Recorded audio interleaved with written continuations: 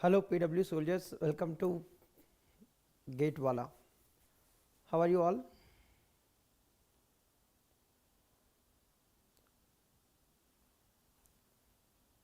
Good evening.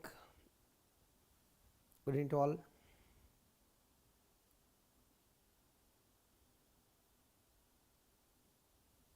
Good morning. Who is that? Hasif?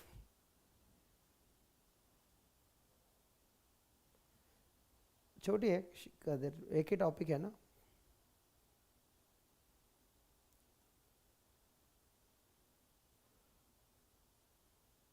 या pressure सबके लिए है यार. Ajay, is audio and video clear to everyone?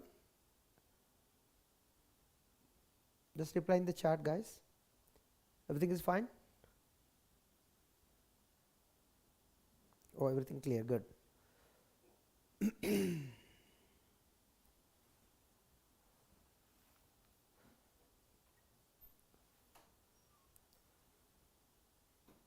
Perfect. Nice.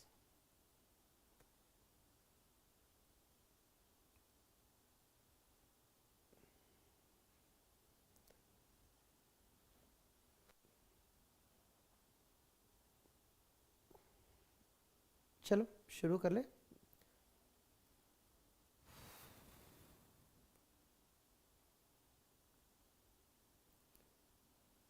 Right, अगर कोई डाउट है तो पूछ लेना. अगर नहीं सही से नहीं पढ़े तो डाउट तो पक्का हो रहेगा. Right, start. So part 2 we are going to theory of computation part 2. Right, चलो जो भी डाउट है पूछ लेना. एक्सप्लेन तो जो करना है वो कर लेता हूँ. दिव्यांशु कल पूछ लेना.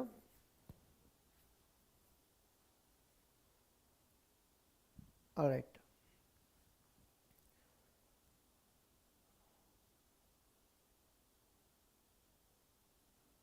कल कंपाइलर डिजाइन का पार्ट 2 भी है. राइट, तो वहां पूछ लेना कंपाइलर के क्वेश्चंस.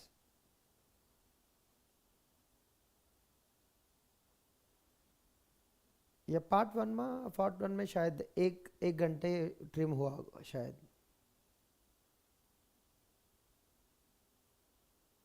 राइट, चलो.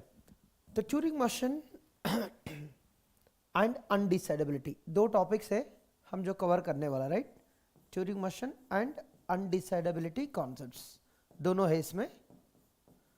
और इसमें से वेटेज कम से कम 2 to 3 मार्क्स वेटेज होता. Minimum and average. Minimum 2 marks expected है, एवरेज 3 मार्क्स. ऑलराइट,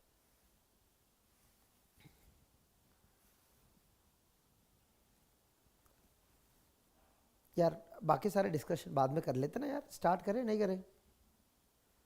चलो देखो, ट्यूरिंग मोशन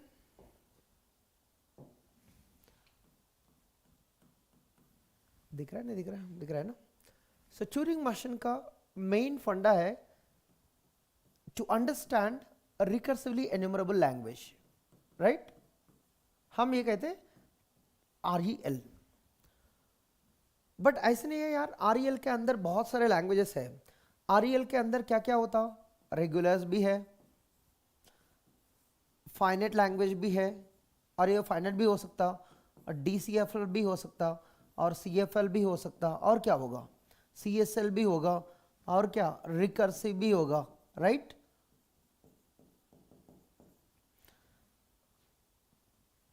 जब हम REL का है, REL के अंदर राइट, रेगुलर भी REL है, फाइनेट भी REL है, और CSL भी REL है. ये बाकी सारे कॉन्सेप्ट्स कवर हो जाता.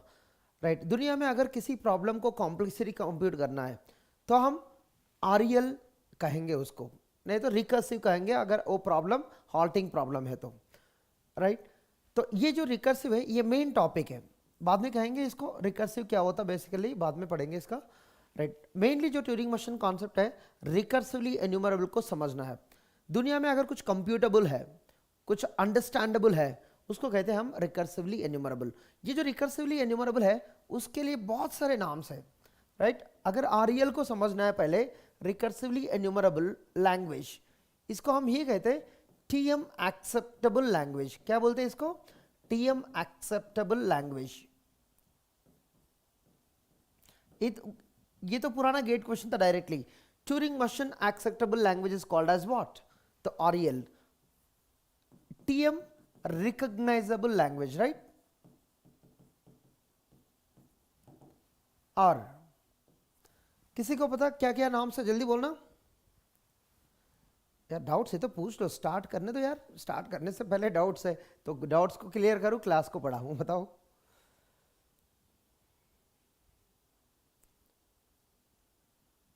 ईशांत, डाउट्स है तो यार पूछ लो, वहां जा क्लोजर प्रॉपर्टीज से वहां पूछो डायरेक्टली। क्लोजर प्रॉपर्टीज निशांत, मैं आपको ही रिप्लाई कर रहा हूं, right?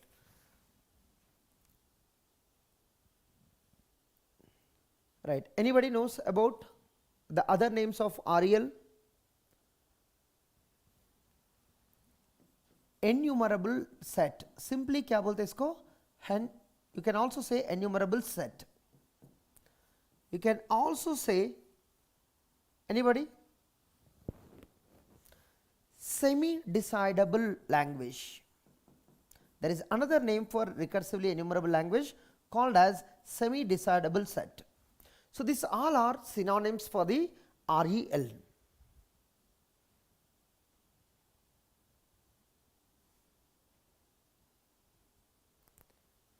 Everyone?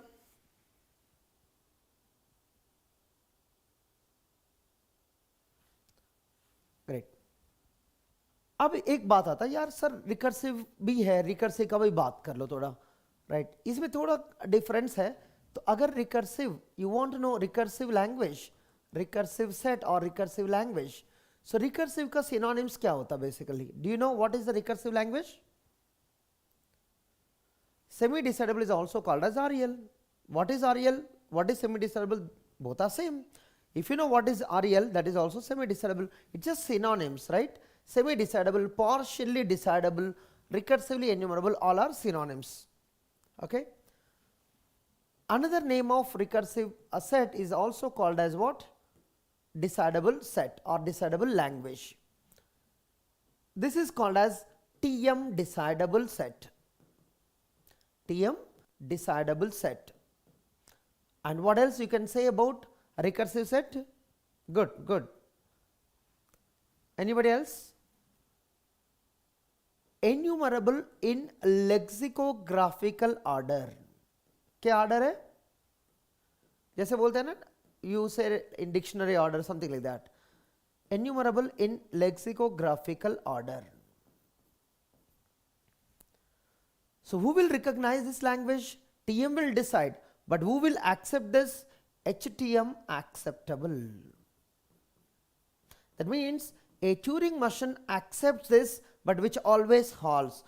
You can say that HTM acceptable language or set. You can also say if L is recursive set, then you can say that L is REL and L complement is also REL, then we say L is decidable. Right. So you can write here REL generated by unrestricted grammar. So represented by unrestricted grammar. You can also use that name here. Everyone? So you may see the gate questions directly from here. So they may ask, what is the language which is enumerable in lexicographical order? So which is recursive language? And what is the language which is Turing machine can decide? That language is called as a recursive language. Right, everybody?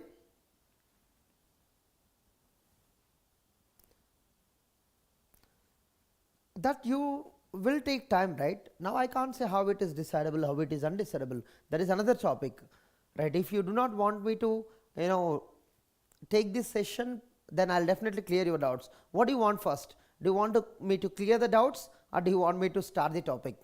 I'll give the time to ask the doubts, right? when I am in the topic, you ask the doubts, I'll answer it. You know me, right? Do I leave any doubts in the class? Yeah, we just started the topic and you ask me the doubts, then which one we need to continue? You decide. You wait for the doubt, you wait for your turn. Definitely I'll wait to ask your doubts. I can see your doubts, they will be coming in after some time, right? Yeah. Now, what is a Turing machine? What is Turing machine?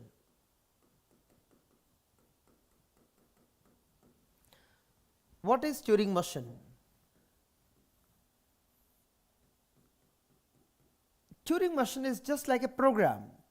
You give any input, this input need not be a B string, right, over a comma B, need not be. You can give a grammar, you can give a machine, you can give a language, you can give anything to this Turing machine.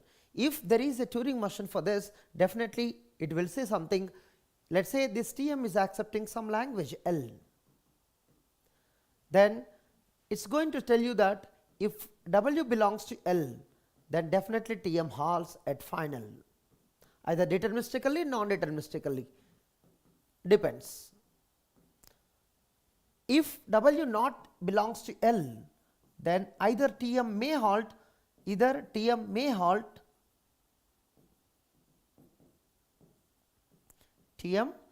halt at non-final, or TM never halt. TM may halt at non-final or TM never halt, right. So this is the Turing machine definition. In case if you want to recognize any language, right, so give any input. This input could be, anything. I can't specify especially what is this one. This could be a string, this could be a language, or this could be a grammar,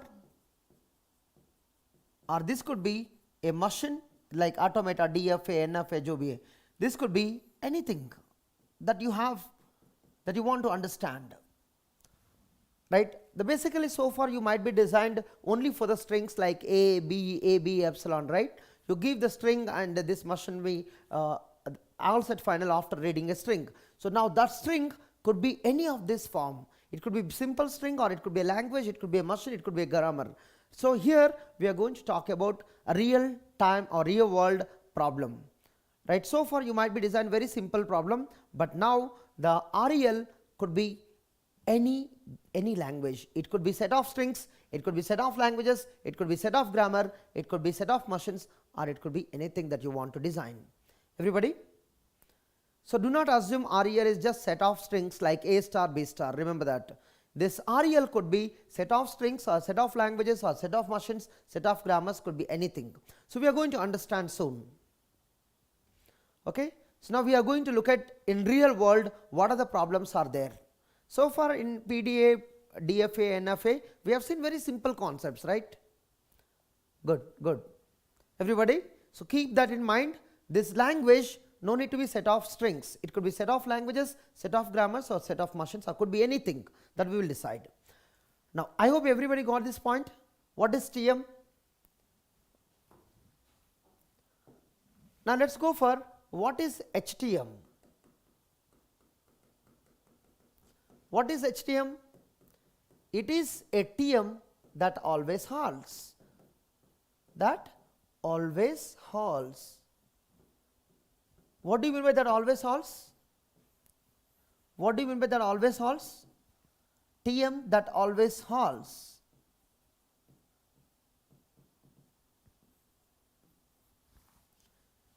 In either case, it is going to halt. If TM always halts and accepts, let's say, some language L, right? If W belongs to L, halts, but that is at final. If W not in L, still it halts. So if you want to compare these two machines with real time programs that you write daily, right?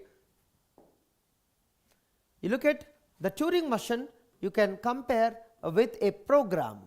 Of course, the configuration is different, the HTM that always is equivalent to halting program.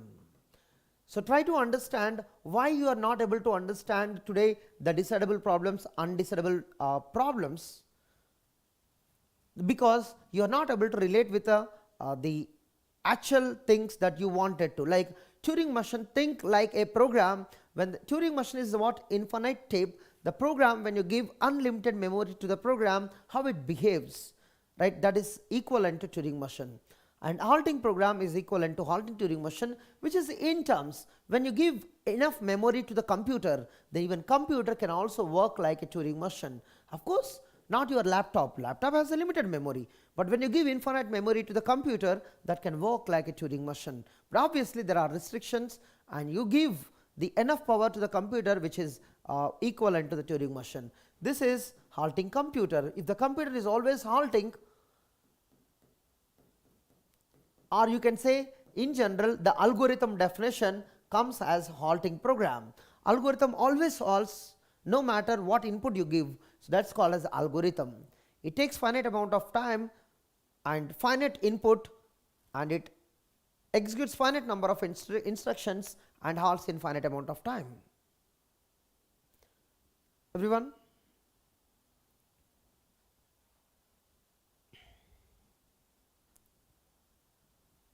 Clear? So main thing is, whenever you try to understand the decidability concepts, incorporate these words in place of TM and HTM. So remember these two things. Turing machine, just think like a program, you will get most of the answers, and halting Turing machine just like halting program. Got it?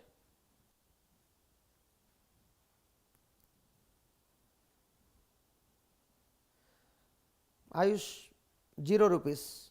Satisfied?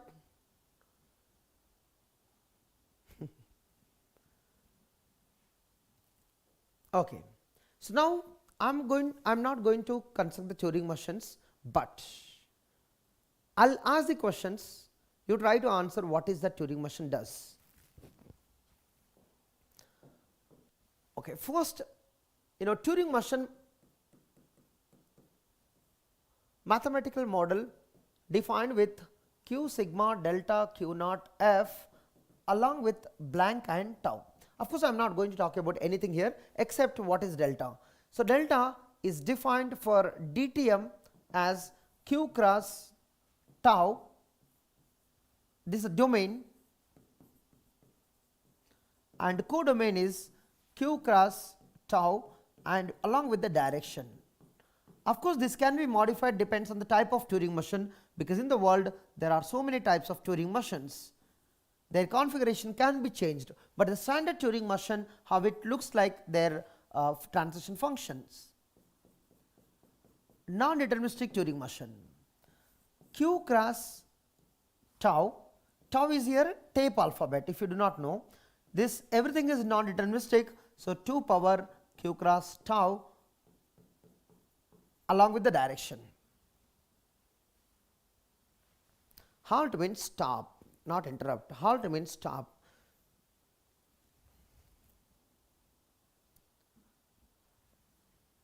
Right. If W is equal language, then what TM will give output for what is W belongs to L? Means to say how language belongs to language. Why not? You really want to see that? L, where is it? L. Okay. So this is just what? Let us say A star. Here the language contain what? Strings. You know that, right? You know that, right? This is, I can say, it is a recursively enumerable language. Of course, it is a regular language, so recursively enumerable language. Now see it, L1, L2. I can have the languages. What languages? See that. I can have the A star, B star, sigma star, assume sigma is A comma B, and A power n, B power n, A power n, B power 2n, and what are they? They are languages. Maybe I am taking as, let us say, CFLs. This is the CFL1, this is the CFL2, this is the CFL3. Don't say it is regular, I know it, but I consider as a CFL. Okay? and CFL5. This I am considered as set of all CFLs. Now you do not know this is also one REL, this one language. It is a recursively enumerable language. So this is also recursively enumerable. Not only this, yeah, you understand, I am just constructing DFAs. Let's say they are accepting epsilon. They are accepting what? Epsilon. Of course, over let's say A comma B or whatever, okay, and so on. What are they? I just constructed DFA1, DFA2, but what are they doing? They are accepting epsilon. I have collected all the DFAs in the world, they are accepting epsilon. This is actually called as set of all DFAs, like DFA such that DFA accepts epsilon. Oh, what is this language? Set of DFAs. Oh, set of DFAs is also one language. It is recursively enumerable language. So that is need to be understood. Okay. Maybe first time you surprised by looking at the strings or the languages, or strings could be machines, but you should believe that Turing machine can do beyond your imagination. Okay. Because you might be started just now, right? Is that clear, Rishikesh? Yes, DTM and NTM have the same power. This DTM equivalent to NTM because every DTM is NTM, but NTM you can also convert into DTM with the help of algorithm. Clear? So with this we understood what is just a Turing machine. What is a Turing machine? What is a Turing machine? Come on, we do not need all these things, right? What is Turing machine? Okay, first,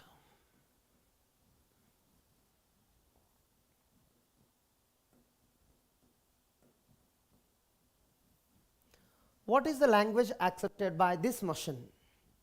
Come on, we are started practicing already. This kind of questions you cannot find in textbooks, but you can do it if you understood definition. If you have understood definition, come on.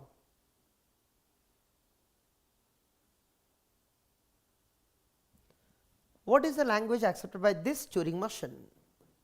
Just epsilon, because you have the only blank, and if you do not have any input, the Turing machine will directly see the blank and it will go to final state.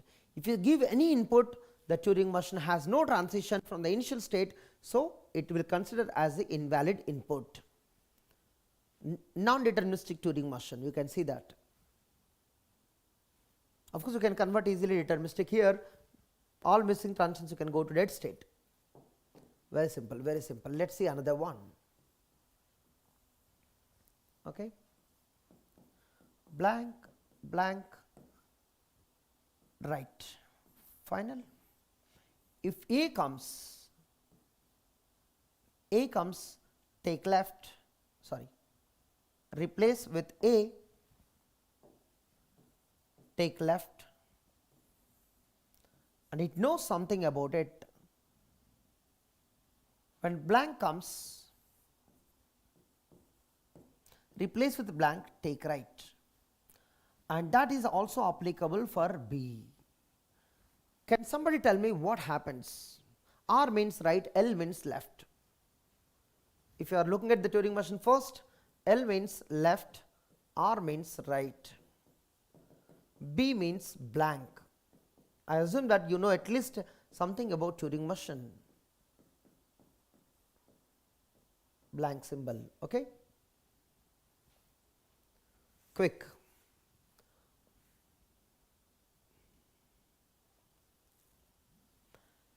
Nobody can answer this question without running the strings. Remember that you are not the program. You are not the program. This is the program. Now you must run this program, give an input and understand. Don't assume that you know the answer. It's not a DFA, NFA to answer. See, everybody who is answering, you are actually answering wrong. Okay? Of course, you can do it. If you already practice such questions, you can do it. But I assume that You are not seen such practicing questions anywhere. No, no, no. You are not able to understand because you are not running the strings. Very simple. Have you understood epsilon? What is epsilon means? Blank. And what happens from, let's say this is a Q naught, this is QF, this is a Q1. What happens? Q naught on blank, it's going to final. So epsilon accepted, right? Let's talk about A. A means A blank. What happens? Q naught on A, it's going left, but you know the A means before after what do you have? The blanks only, right? Blanks only, right? On the tape you will be having both directions what? The blanks only. So this is your A, and Q naught on A, it goes left, it goes left. Remember that. If you don't track this kind of the configuration, we will never understand what string is accepted. You need to run the string at least for few strings. Q naught on A, take left, we take left and go to Q1. We went to Q1, sorry, we went to Q1. Now from Q1 you need to read the blank. Oh, blank also we are going to write, right? Now Q naught we went. Now Q naught again A, it takes left, Q1. Q1 on blank, it takes again right, right, you read that, right, left you need to read properly. Then actually they never halt. So on A, this motion never halts. Not only on A, on B, on AA, on AB. This was one of the gate question which was asked in entire gate history, and this was the only one gate question which was asked to understand except epsilon, every other string doesn't halt. Epsilon, this motion halts at final. Of course there was no final concept there, they asked only about for halting, non-halting. Here epsilon accepts and halts at final, and every other string rejects but by never halt. That means language is just epsilon, no doubt. Language is epsilon, but behavior of the motion is for epsilon halts at final and remaining every string never halts. Epsilon halts at final and remaining, why they are not in the language? A plus B whole plus, we know they are rejected, but every string in A plus B whole plus, the motion never halts, because the first symbol it takes left, immediately you will see the blank, again takes right. So either A or B doesn't matter, it takes left, again right, left, right, nothing happening. Okay, so that's called as infinite loop for every string in the world except epsilon, right? So there is a very important, but people are answering AA plus double B whole star, A star plus B star, A comma B comma epsilon. What is this?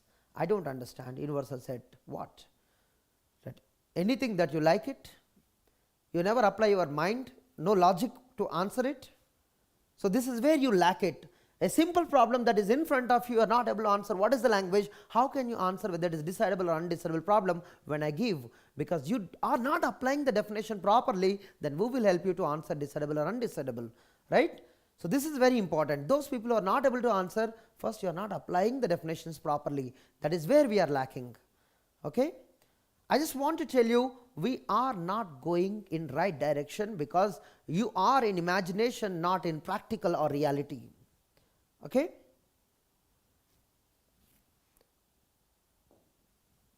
Let's see.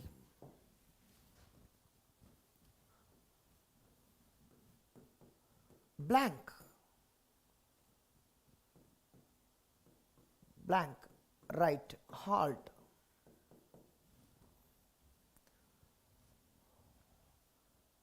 A comma A, right.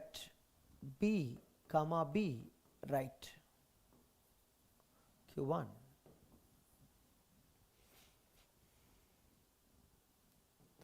Blank, blank, left. A left. B left, Q2.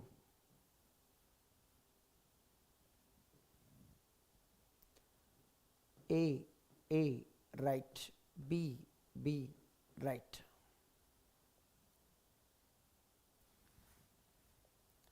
Yeah. Now, what is the behavior of this machine? I am asking what is the behavior of this machine?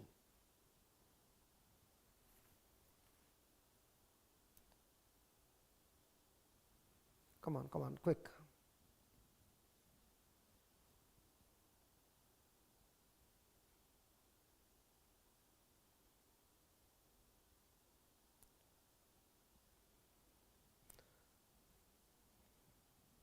So, how do you analyze this machine? Take epsilon, work out, assume, find out what happens, and take A, find out, take B, find out. No final, it is fine. The behavior of the machine is halting, non-halting. Here finals are not required, right? Turing machine can also be designed to understand halting nature. Exactly, Shivam, you are right. Except epsilon, for every string it never halts. So, this machine behavior is Tm never halts, of course I need to run, I am just assuming it, never halts on A plus B whole plus, similar to below, similar to previous one, but this one there is no accepting non-accepting here, it is only halting non-halting. Tm halts only for epsilon. Both are right answers. Both are right answers. Both are actually same. Both are actually same. Right? Either you can say Tm never halts on A plus B whole plus, or you can say Tm halts only for epsilon. There is no acceptance, there is no reject here. It is not accepting. Whoever using the accepting word, wrong. There is no accept here. Accepts epsilon, wrong. Word is, you should use halts on epsilon, that is it. But only halts on epsilon, remaining every string it will never halt. There is no accept, there is no reject here. Halt means the machine designed for halting nature. Halt means halt, stop, that is it. Halt means it is doing some functionality. There is no meaning to final non-final here, there is no meaning to accept non-acceptance here. Halt means we do not know, it want to halt for some purpose, right? It is designed for halting nature.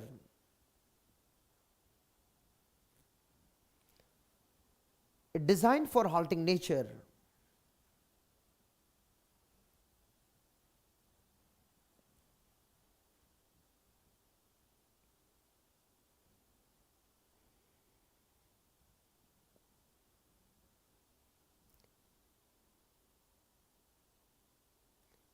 Give one or two tests, but don't stress yourself on giving tests, Siddharth, because you have a very less time, and one mock test in 2 days, that will be fine.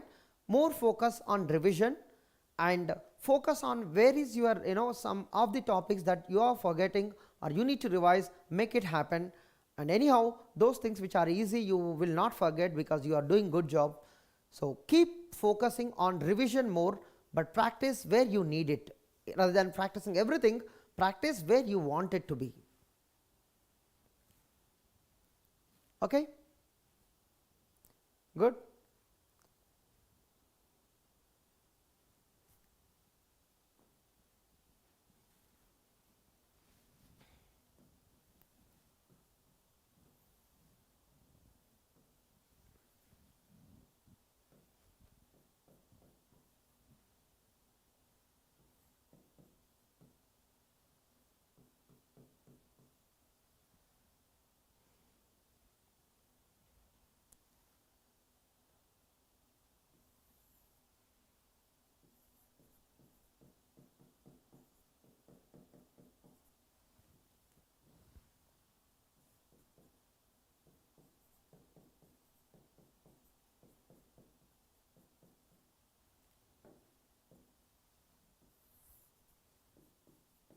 Can somebody tell me what happening here?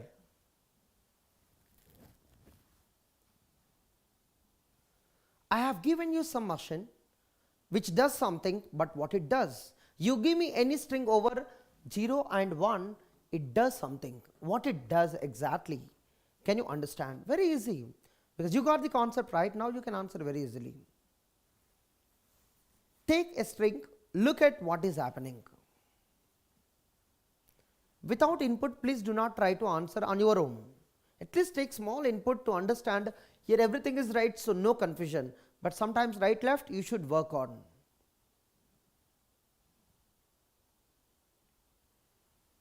Good.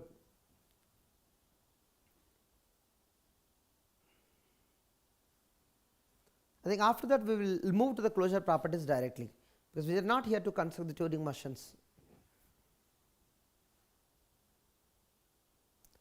And those people who did not like the session, please go and click on click on like the session, click on button. Anybody need to click on like button, please do that, and share this video or share this link. 0 plus 1 whole star halves ends with 1. No. All tape symbol makes 1. Imanshu, see that. You need to understand, don't blindly say because here input and output both matters. Sometimes both matters. Remember that? Here 0 you are making 1, 1 you are making 1, and give me any symbol. Let's take some random string, right? What happens? From Q0, let's say this is a Q0 and Q1. From Q0, this 0 makes 1 and goes to Q1, Q0 only, and Q0 on 1, it's again making 1 only, so it will not make any changes. And then now it's going to Q1, Q1 on 0 it makes 1 and stays in Q1, and it's keep on staying in Q1 only, but whenever 0 comes it makes 1, otherwise it keeps 1 only. So it goes finally halves after doing everything. So every 0 it replaces with 1 and 1 it keeps as 1. So very simple concept. It is not containing substring, it is not accepting anything here. It is just doing some job. What it is doing? It makes everything into 1, that's it. Whether you give 0 or 1, it will make everything into 1. Why it is making? Because maybe it is trying to count all the symbols. So it is trying to convert all of them into 1, so that counting the number of ones will make how many symbols are there. This might be used to find what is the length of the string. To find it, maybe it is converting everything into 1. I made it 0 and 1 into 1, but in the actual exam, maybe a comma b might be there, everything might be converting into 1. Suppose you have a, b, b, then if I am making everything into 1, that means I might be counting the number of symbols in the tape. So 1, 1, 1. So this means there are 3 symbols on the tape. Okay. So do not know exactly how we are going to use it, but this is how the Turing machine can made for some functionality.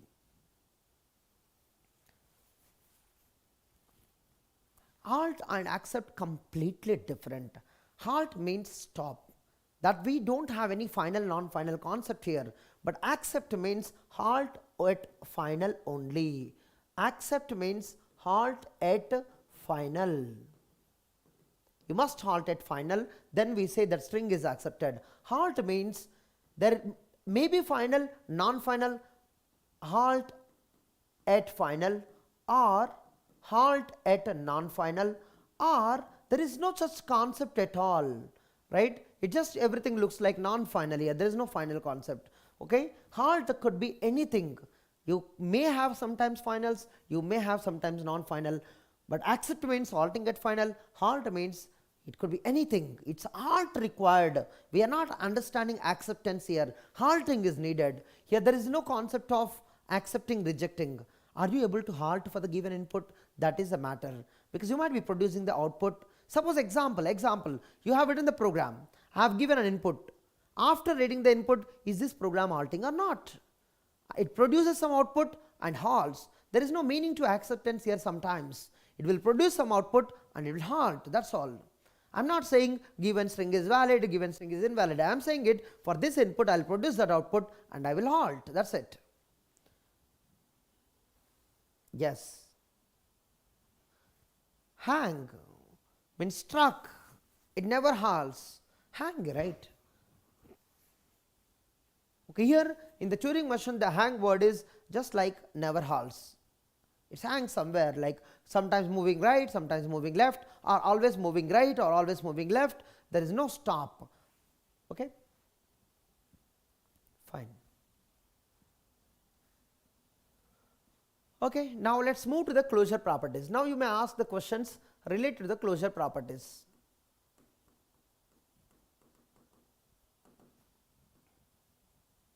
There are two types of languages, right? What are they? Recursive languages and recursively enumerable languages. What is important for recursive and recursively enumerable languages? For recursive languages, if you want to know very important operations, right? Very important operations like L1 union L2, L1 intersection L2, let me write operation name only directly, union, intersection,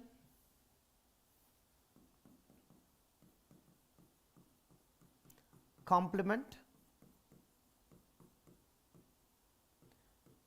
difference, concatenation, reversal. I think the most of the important operations that are this, and in case you want to learn more, you can learn Cleany star, Cleany plus, subset. The other important one is substitution, homomorphism, inverse, epsilon free homomorphism, and then H inverse of L. So these are the other important operations. Yes, we will cover reducibility also. And among them, the one which you need to remember, because here for recursive languages, most of them are closed and some of them are not closed. If you look at the, anybody? The f of L, h of L are not closed, but epsilon free homomorphism, H inverse of L are closed. If you look at subset, this is also not closed. And Cleany plus, Cleany star, reversal, concatenation, difference, complement, intersection, union all are closed. So if anything which is not closed, you can easily remember here the subset, substitution, homomorphism, and others, you know, infinite followed by any operation, they are not closed. Infinite followed by any operation, they are not closed. Concatenation, what, f of L and subset. So infinite followed by anything which are not closed. Yes. And here if anybody want to know really why they are not closed, they are not easy questions to answer within few minutes or within, you know. What is epsilon free homomorphism? In the sense, in homomorphism you will substitute a string, in epsilon free homomorphism you will substitute non-empty string, you can't substitute epsilon. So if you know what is homomorphism, you can substitute any string including epsilon, but epsilon free homomorphism you cannot substitute epsilon, right. Non-empty string you have to substitute for any symbol that you take. It's, if you really want to know the definition, the H definition is something like, you know, what, the string in sigma star, right, sigma, every symbol is substituted with the string in sigma star. So here the symbol present in the sigma and here string present in the delta star, set of strings, set of symbols. So the symbol, every symbol is substituted with some string, that is called as homomorphism, right. Epsilon free homomorphism, in the sense the sigma is substituted with delta plus. Here you can only substitute, this is other than the epsilon, right. You can only substitute with non-empty string. Here every symbol you will substitute with non-empty string, because epsilon not there here, that is called as epsilon free. Of course, if you know the definition is very simple to understand, right. At least you know homomorphism, then epsilon free homomorphism will become easy. Directly you are coming to epsilon free homomorphism will be complicated, right. So understand what is homomorphism. Set of symbols will map to set of strings, where every symbol map to some string in the delta star, and that string can be epsilon in the H, but in epsilon free of H you will never substitute with the epsilon, you always substitute with non-empty string, right. Epsilon free, that's it, don't substitute epsilon, that is the meaning. Okay. So for recursive languages, what will you remember? What will you remember? Remember the subset, f, H infinite followed by anything. That's all. These are not closed. These are not closed. Very simple to remember: subset, substitution, homomorphism, and then infinite followed by any operation is not closed. Is that clear? I saw the people, they used to make some shortcuts, but obviously that depends on you. Subset, substitution, homomorphism, infinite followed by anything. So SSHI. So you can make a shortcut like SSHI. The S means subset, S means substitution, H means homomorphism, I means infinite followed by all operations that you have. Okay. This is about the recursive languages. Clear? Now let's go for recursively enumerable languages, for RELs. How many of you know closure properties here? Union, intersection, complement, और क्या? Difference. What are closed here? Concatenation, reversal. What else? Subset. Of course, clean star that you can write yourself. L star, L plus, subset, F, H, epsilon free H, H inverse, okay, and infinite followed by anything, infinite followed by anything like union, intersection, difference, right? You know that. So what are closed here? Union closed, intersection closed, complement is not closed. So difference is not closed. Concatenation, reversal, everything is closed except again subset. And all of them are closed. F, H, epsilon free H, H inverse, and last one, that is infinite followed by any operation, that is not closed. So how many are not closed? Complement, difference, subset, and CDSI. CDSI, these are not closed. For RELs, C means complement, D means difference, S means subset, I means infinite followed by anything, right? Difference is not closed because complement is not closed here, very simple.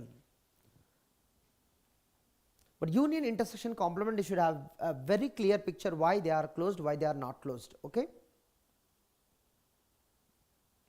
For all languages, subset is not closed, perfectly all right. There is no doubt on this. Okay, this is about closure properties. Now let's come to some practice. Let's come to some practice. Now, REL union finite language, what? REL union infinite, REL union infinite language. 3. REL union regular language. REL union DCFL. REL union CFL.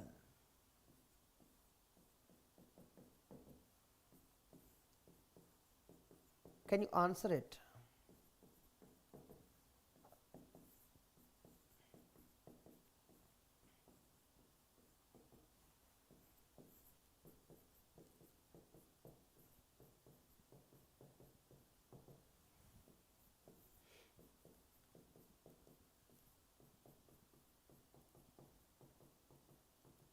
Okay, let's see the answers.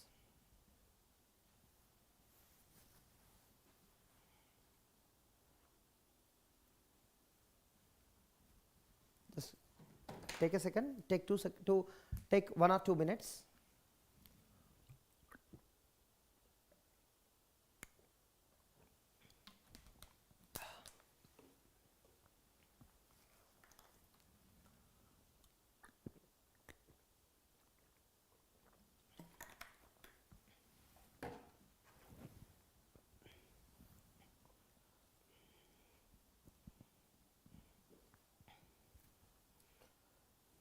I do not know why you answer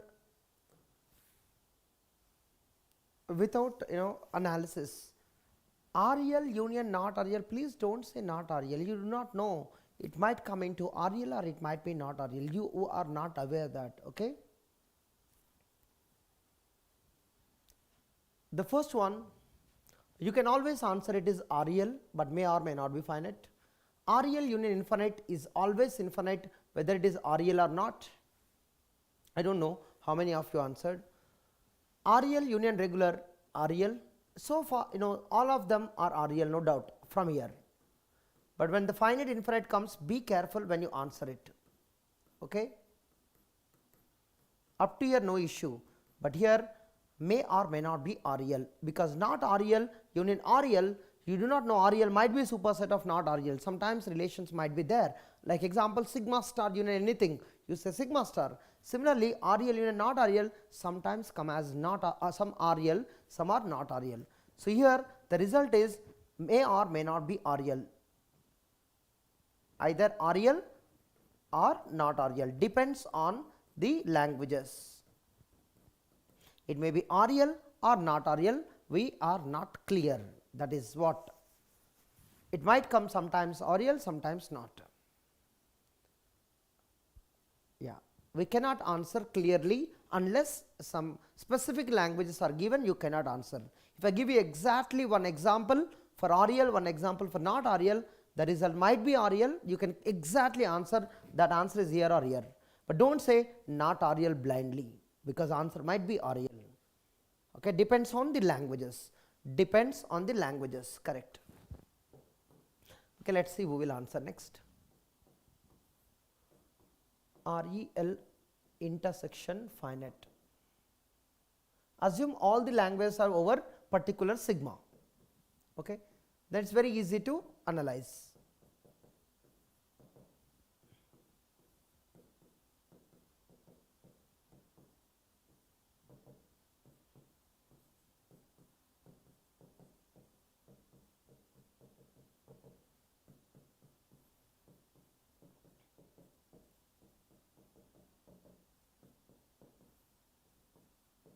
Someone was asking in the beginning of the session, right, session was not started, he started asking these questions directly, don't know.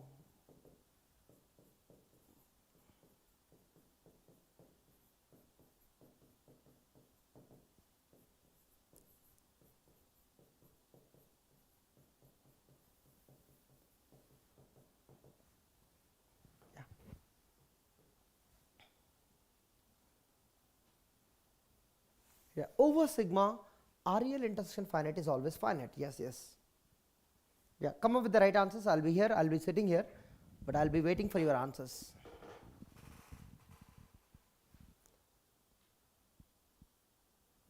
There are so many not RELs we are going to look at, Anjali. Just wait for some time. So many not RELs are there in the world.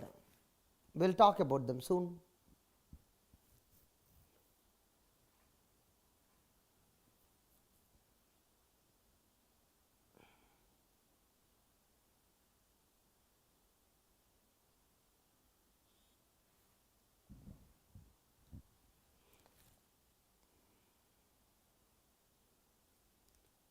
Who is answering 12th is regular? Asif, where is your logic?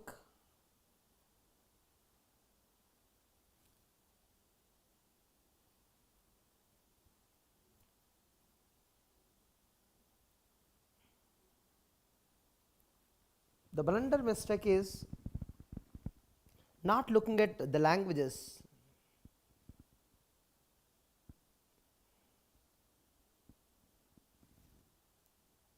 How many of you know from here to here is just REL only? It's just like here, from here to here, union or intersection you do, the result is REL only.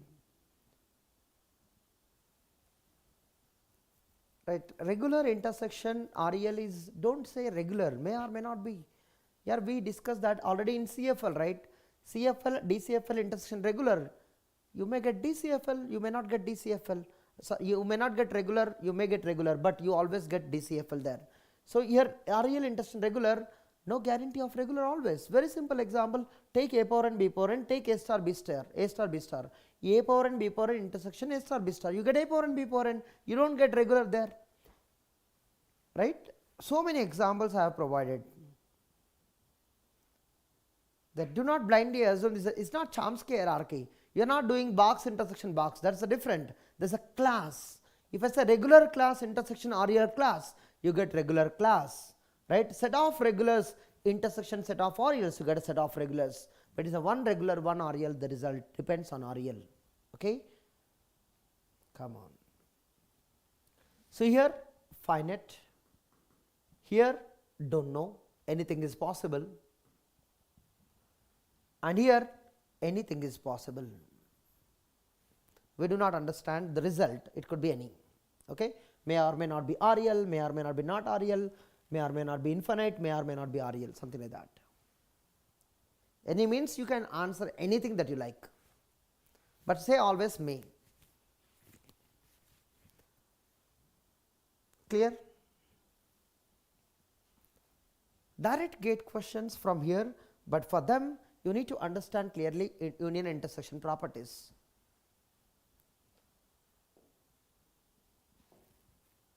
Okay. Assume always here over sigma, right, that I am not mentioning. Take complement of finite, complement of infinite, complement of regular, complement of DCFL. I want exact answer, okay? CFL complement, CSL complement, recursive complement, REL complement. 27. Not REL complement. Obviously you don't need that, but still. Okay, waiting for 2 minutes.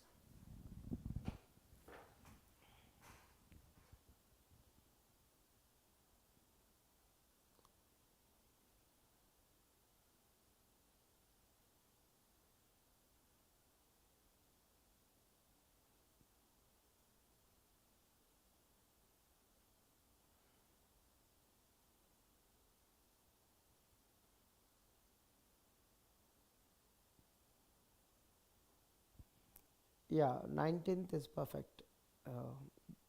Infinite, you can say always infinite. Yes, regular. That's correct, Himanshu.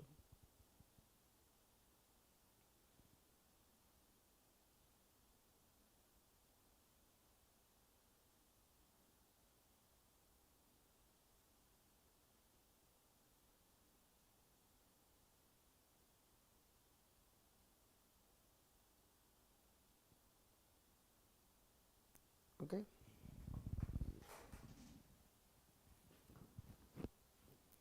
What is the first one? It is always infinite, but and also regular. Infinite complement, anything is possible. Regular complement is regular. DCFL complement is DCFL. CFL complement is CSL. CSL complement is CSL. Recursive complement is recursive. REL complement is either recursive or not REL. So very important, either it should be not REL or it should be recursive. Not REL complement is either not REL, but there is a special language which was not discussed so far, that is RE but not recursive. REL but not recursive. So that means we need to know about one more language, that is 28 REL, which is not recursive. A special language which is there, REL, which is not recursive. Its complement is always not REL. So this is one of the important language that we are dealing here. Yeah.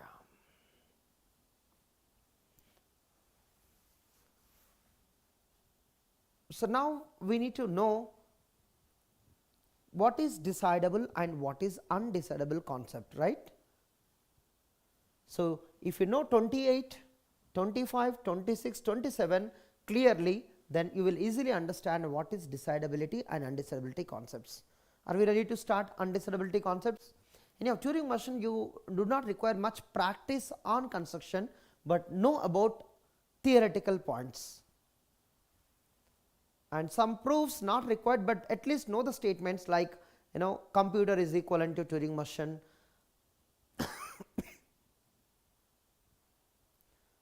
Many types of Turing machines are equivalent, right? Okay. So I hope notes already provided to you. I think you might be studied already. Please follow the notes that I have provided already. Yeah. So we are going to talk about the decidable and undecidable languages. You see clearly here how many different kinds of problems or languages are there? How many different kinds of problems? One is decidable, second is RE but not recursive, third is not RE. So you should know clearly what is the meaning of all these 3 points: not RE, RE but not recursive, and decidable. And remember, this 2 comes under semi-decidable. It means this 2 comes under RE else. That means both of them Turing machine exist, right? So this 2 comes under which 2? Not RE and RE but not recursive, both comes under undecidability concept. Okay, so anyhow, I am not going to read this, but let me start. So we have languages, right? We have languages. In these languages, let me divide these languages into, okay, let me divide them. These are languages, right? You can see clearly what happening here. These are recursive languages. What are they? Recursive languages. And from here to here, they are RE else, but they are not recursive.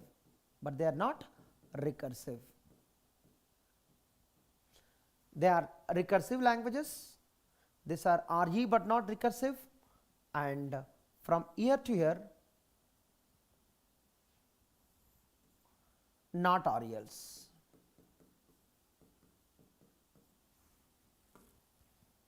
Now look at who are decidable, who are undecidable here. I think on app you will get the notes on app. Okay. So somebody already replying, where do you get? In the crash course section you will get the PDF. Now look at these 2. These 2 are actually called as semi-decidable languages. Semi-decidables, including both recursive and RE but not recursive, also called as recursively enumerable languages. And if you look at other 2, which 2 we can say? This 2, color needed. This 2, from here to here, what are they called as? Undecidable languages. Undecidables means not decidables, means not recursive.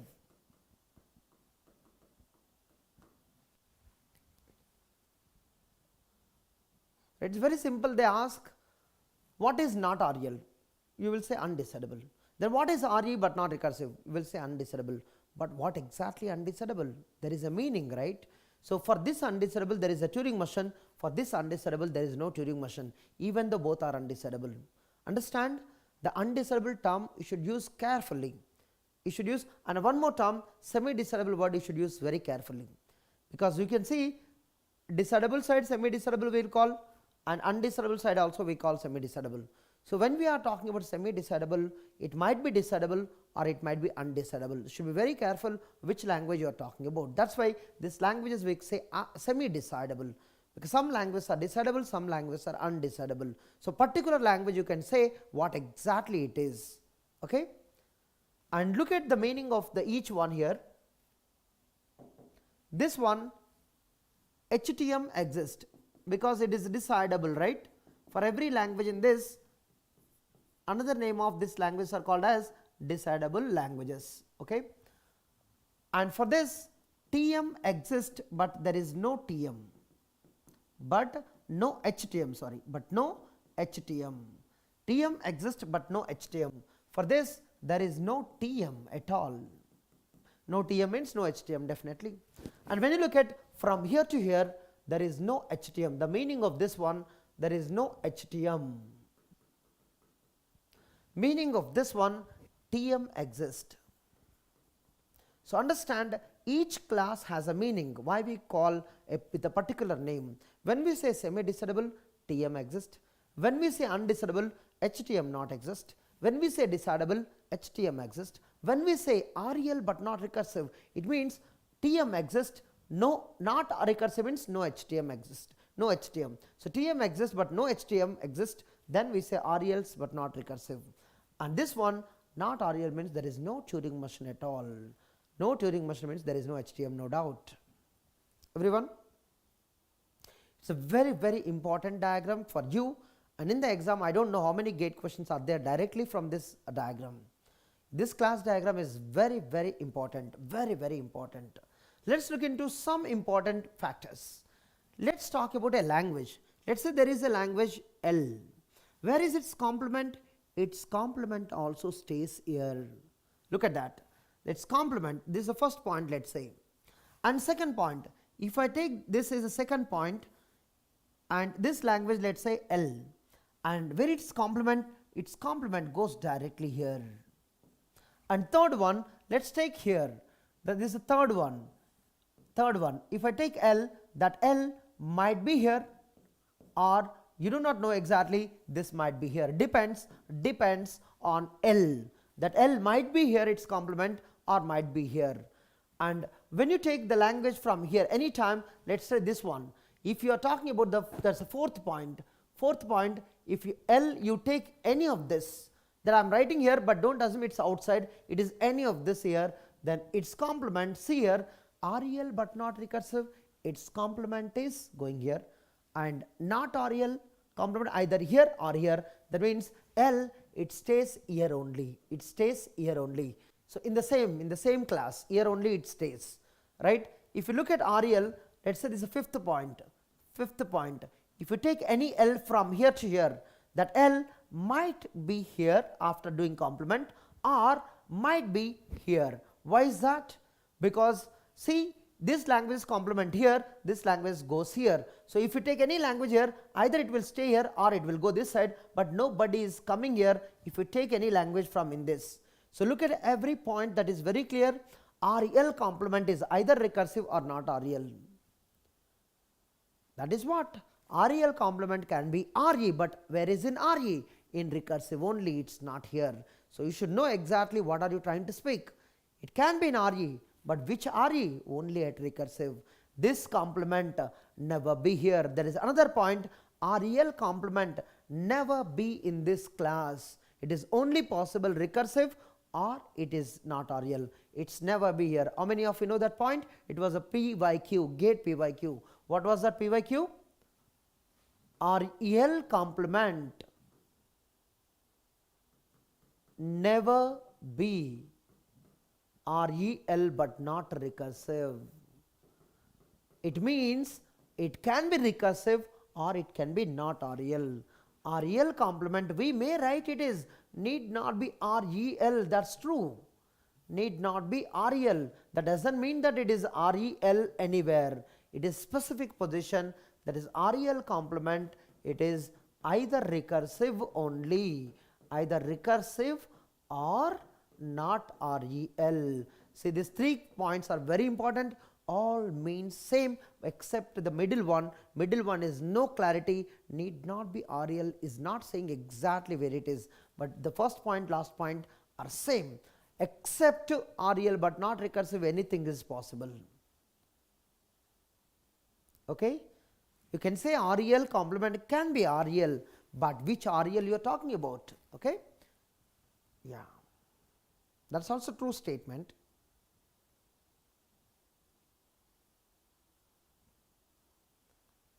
Perfect. So far all good?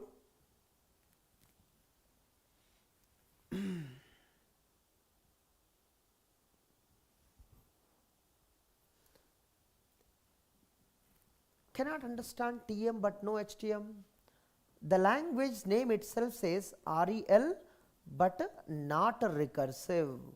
REL means TM exists. Not recursive means no HTM. So, REL but not recursive languages, they do not have HTM. TM exists but no HTM. Is that clear? The name itself is very clear. You cannot write halting program, but you can write a program. The name has everything. You are looking here and there, you will have a confusion. When you write a name, there itself you have a meaning. Let's try some questions. Then you will get to know. Okay. First point. Answer only few things. Answer only few things. Use the word D. Use the word UD. Use the word SD. And what else? Use the word NR. Okay, I want only with the 4 names. What is D means? D means decidable. Okay, the language is decidable. What is UD? UD means undecidable. Okay, use these names to practice semi-decidable. SD means. Okay, NR means not REL. Okay. So now use these names to answer exactly. I want exact meaning, remember that. 1. Recursive language.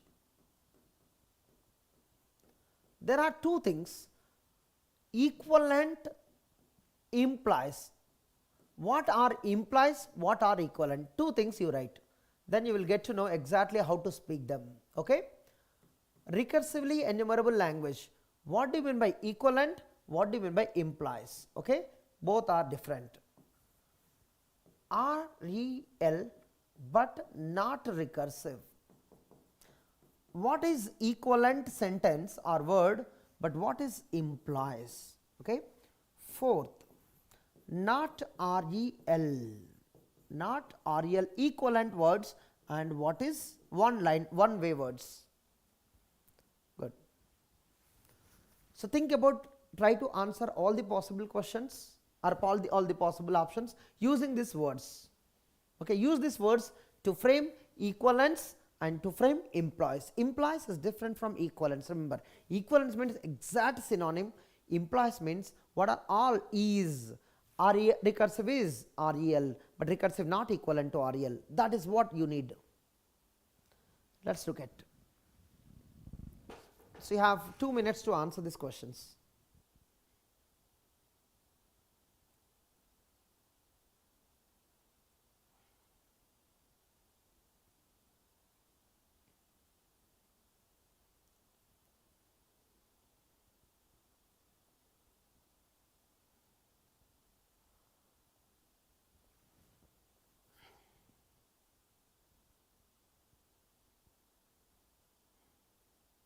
Yes, 1 is equivalent to D, correct, but 1 implies SD. Only use that 4 words D, UD, SD, NR. You can mix if you want it, like UD and SD.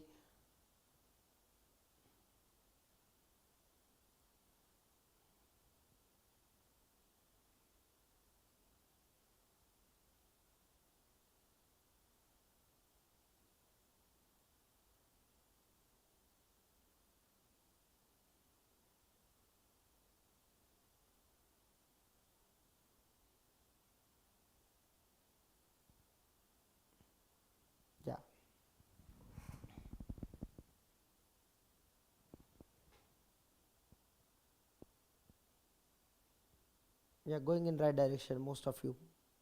Got my point, right? If you can relate those words, then most of the theoretical questions you can answer.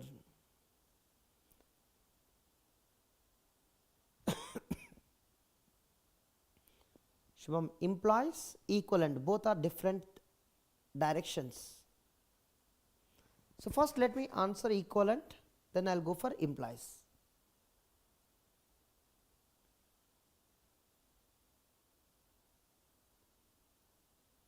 Okay, let me do that. You started answering, right? Let me answer equivalent. So this is equivalent to D. D means decidable. REL equivalent to SD. Okay. And REL but not recursive. Oh, here how do I answer it? Here I should answer SD and UD. Together when you say I want REL but which is undecidable, that is exactly RE but not recursive. Not REL. Can I answer something from here? NR, of course, NR only, right? So not REL means which is, is there any other way to speak? Not SD. Not SD. Of course, that is NR. Not REL. This I already told, right? Not REL, not NR, both are same.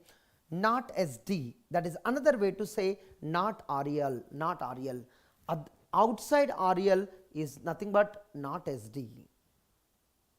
Okay, but do not say simply UD. UD is not equivalent to REL. UD is not equivalent to REL. Remember that. Now implies. So when they ask is dash, recursive language is what? D, correct? What else? D, what else? You can also say SD. Anything else? No, right? That's all. And what about REL implies? Oh, REL implies SD, you can say, not an issue. REL implies SD, you can say. Any other name that you can use for REL? No, right? Here no. And REL but not recursive. What else? Here you can use SD. And what else you can use? Implies only, right? Implies only. Remember that. Equivalent I am not saying. Implies only. Implies only. UD I can say individually. This is UD, this is SD. I can say that. And not REL, is there anything here? Right? NR obviously. So any specific meaning other than that? No, right? So not REL implies what? Not REL or not SD. Okay. So that is same, right? So I am not writing the last one. Last one there is no much, implies words because already outside, right? Okay. Everybody got these points? Which one? Why not UD? Who is that? Why not UD? Which question you are saying there, Shifuka there?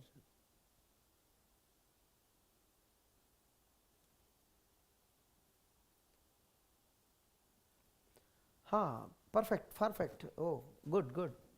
So this one not REL, you can say UD. Perfect. You got in track. You can say UD. Anything else? You can say not SD. But equivalent you can't say. Implies only. That's why equivalent we can't write. Equivalent we can't say. See, REL but not recursive and not REL both are UD. And recursive and REL and REL but not recursive all are SDs. Implies. Okay. So yes, good point. Last one you can also say implies UD. Good, good. That's what you have to relate. So we cannot remember because you cannot by heart these concepts. Only by understanding these synonyms you can write lot of sentences which are equivalent, which are implies. Okay, equivalent you should know exactly what is the meaning, and so that implies automatically you can write. So everything that I have written based on the class diagram that I have drawn just before. Yeah. Anything else? Now are we ready to go for problems? Okay. Let's start some problems.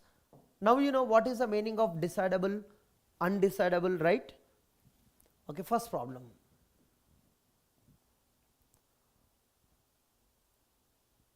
a power n, b power n such that n less than or equal 10.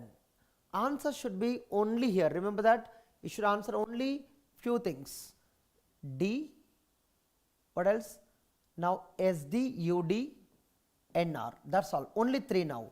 D means decidable, SD, UD means RE but not recursive, NR means not REL. Remember, only these 3 you need to answer. D means decidable, means you have HTM.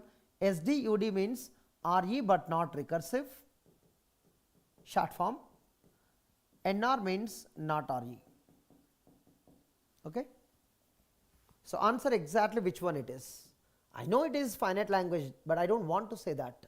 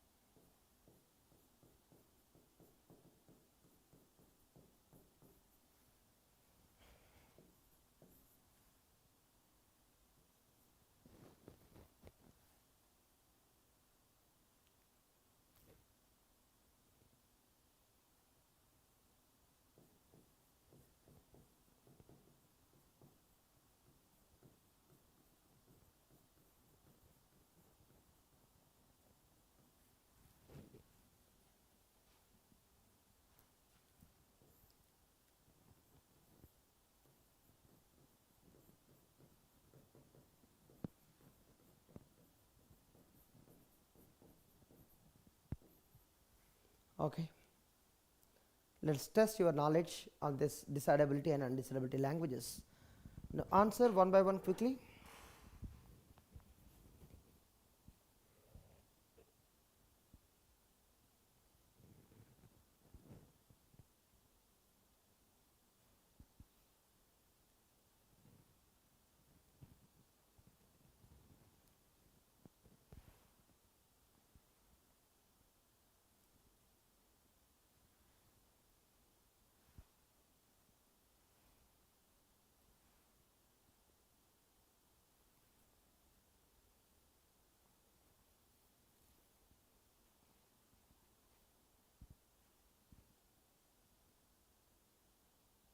Yeah, Himanshu, looks like you are right.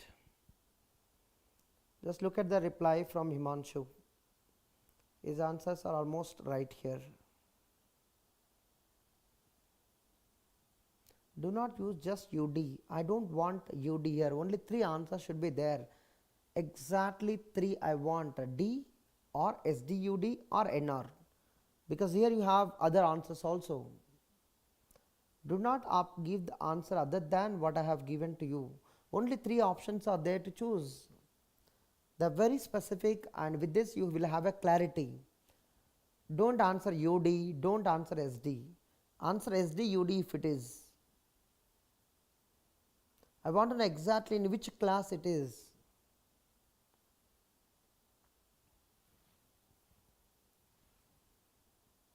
Okay, let's answer it. The first one is D, D, D. If you know this answer right, you can do a lot of other things that you can do in the exam. See, the last one is also D, because why it is D? The equivalence checking for regular expressions or regular languages is decidable problem, right? So if when you know D right, the D you can convert into SD. In the exam you can do that. Every D is recursively enumerable. You can answer this, right?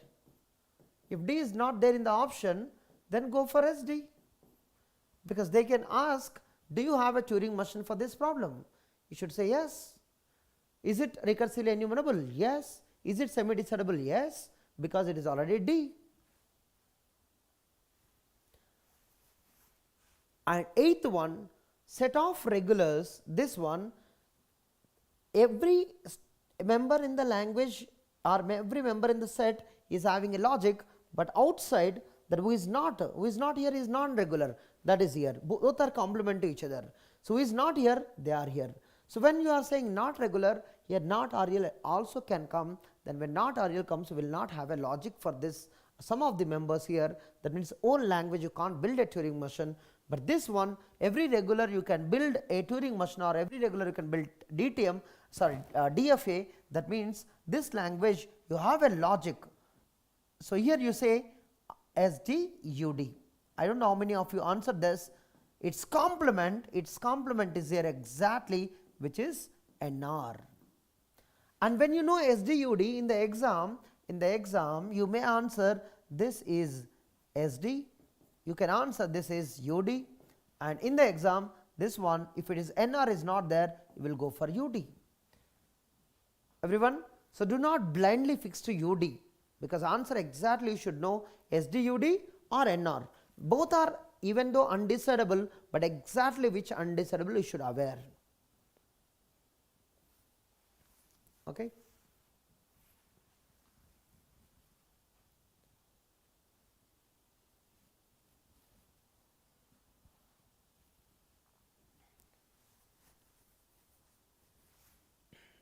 So, anybody want to know eighth?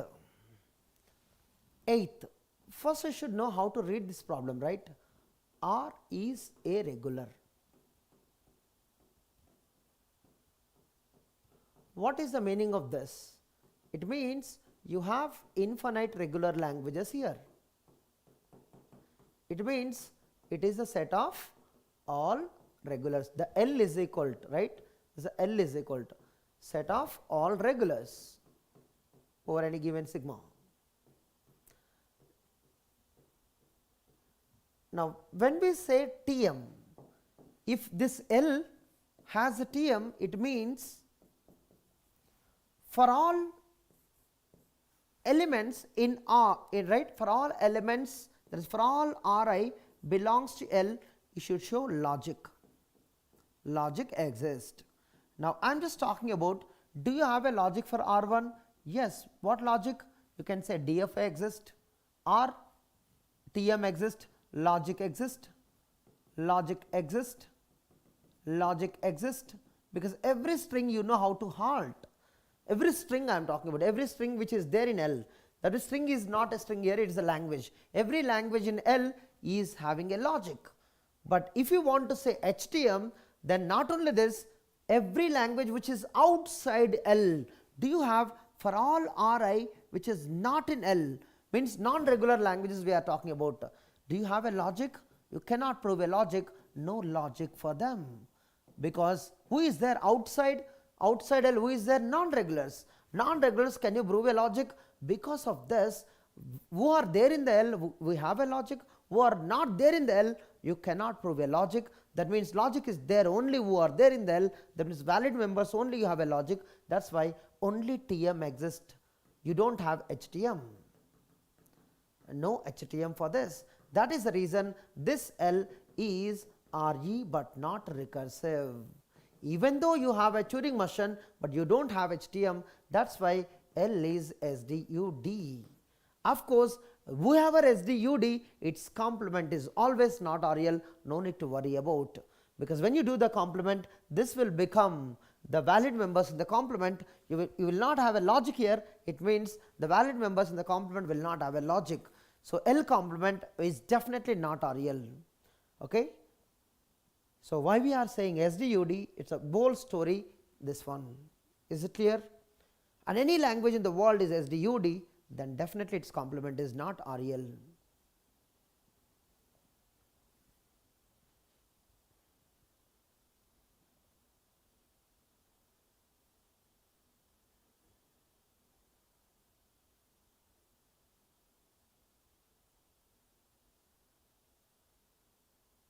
I didn't get you, Sritam. What is that question at all? Who is if condition? I don't understand the statement at all. What do you want to prove?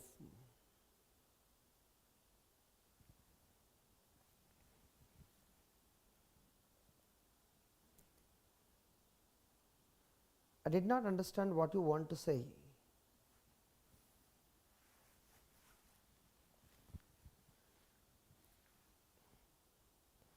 Oh, decidable or not? The question is here. See if L1, L2 and L3 are RELs. Right now the question is L1, what do you want here? Is L1 intersection L2 equal to L3? So see, you are not saying REL intersection REL is REL, right? You are saying particular languages. Here what you want? REL intersection REL is what? REL, no doubt. But there is a one REL, there is another REL. Equivalence for RELs is undecidable. So you are trying to check two languages equivalence is undecidable for RELs. You cannot check the equivalence, but same type or not, different question, right? They are in the same class already, right? They are already in the same class, but checking this is undecidable because equivalence for two RELs is undecidable. Everyone, is it clear, Sritam?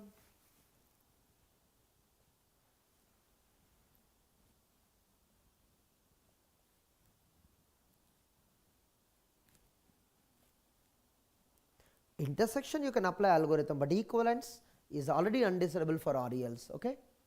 Okay, anyhow, there are many questions like this.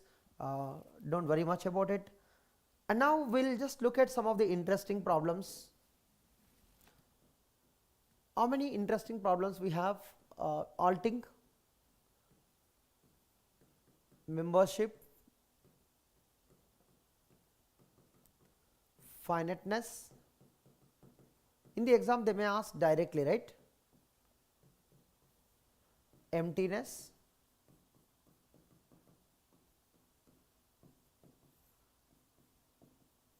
equivalence, totality,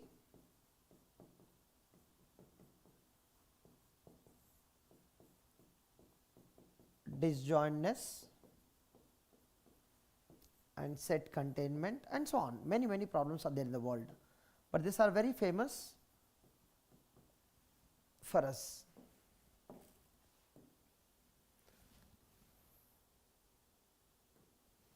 So these problems we are going to learn for,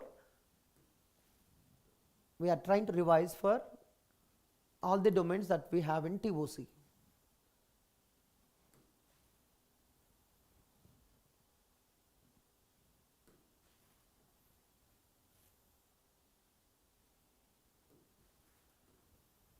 Now you come up with the questions that you have so that I can take up some of them whenever needed or whenever we have time.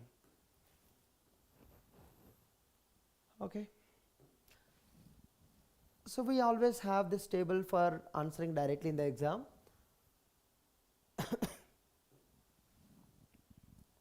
DPDA and PDA, and the same for, yeah, so this will be sufficient. The first one, regular languages or finite automata, for all of them basically. Finite automata, or you can say regulars. DPDA,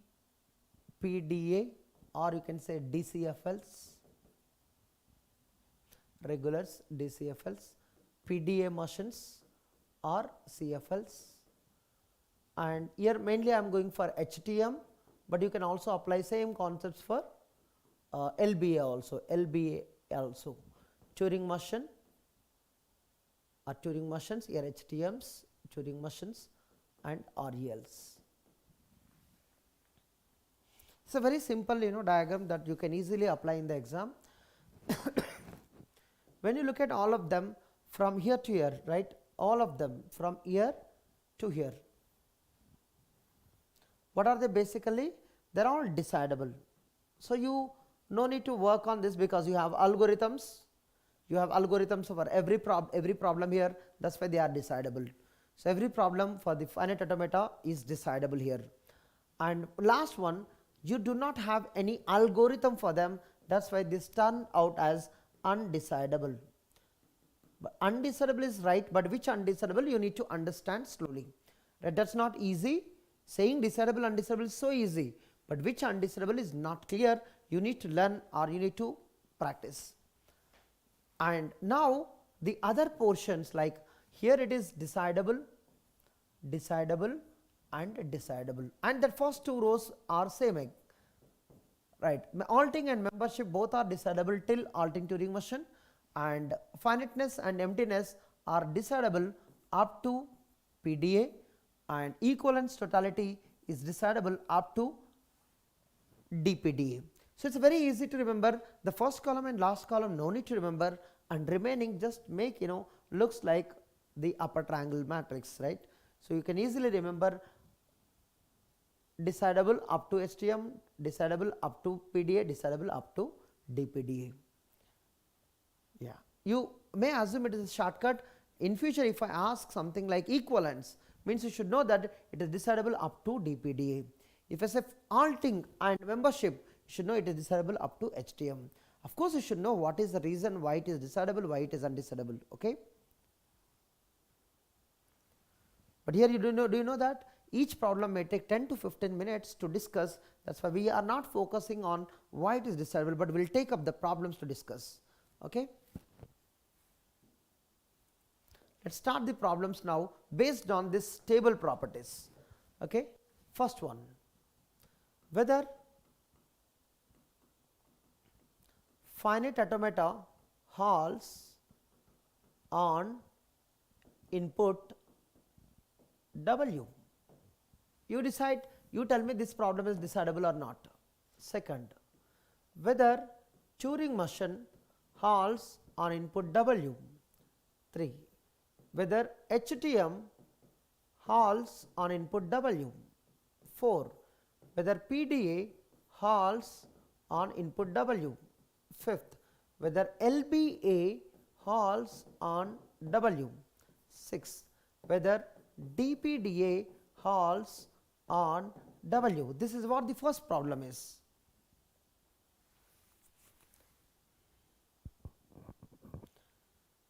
This kind of questions will be asked. Halting problem definition is given like this. Halting problem means whether given motion halts on given W. Two things are given to you. Just table will help you to answer this question. Who is decidable? Who is decidable? Who is decidable here? You know, up to HTM, this problem is decidable. Only Turing motion it is undecidable. Remaining all are decidable. Decidable.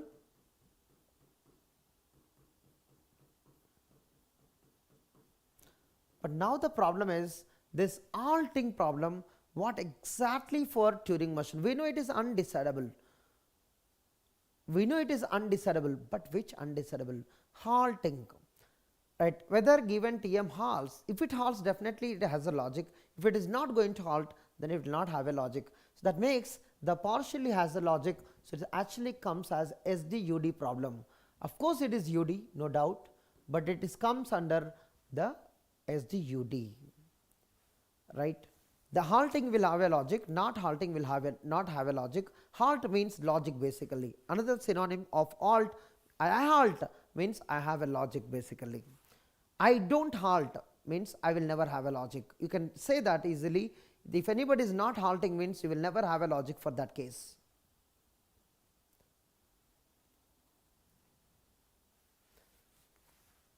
Okay.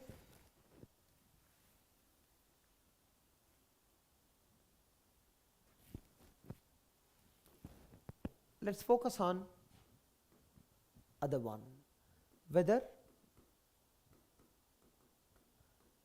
given DFA accepts given W. Here two things are given. Remember, we don't write given, but that is there in the sentence itself. Both are given. But arbitrary DFA, same algorithm should work for any DFA. Algorithm should not change. Input may change, DFA may change, but DFA and W may change, but your algorithm should work for all the DFAs correctly, right? It should halt for all the DFAs. Whether TM accepts W, 9. Whether PDA accepts W, whether HTM accepts W, whether, what else we have, DPDA accepts W, whether LBA accepts W.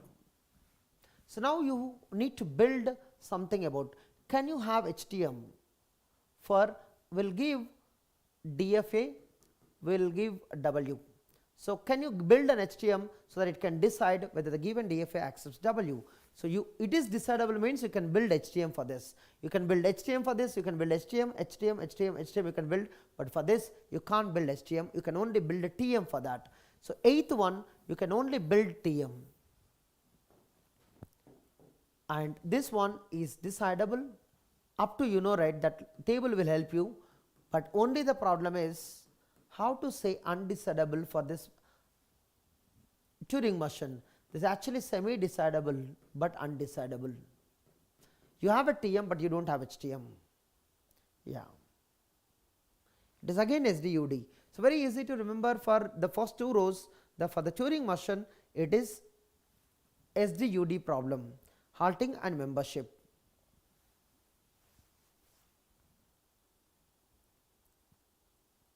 Okay.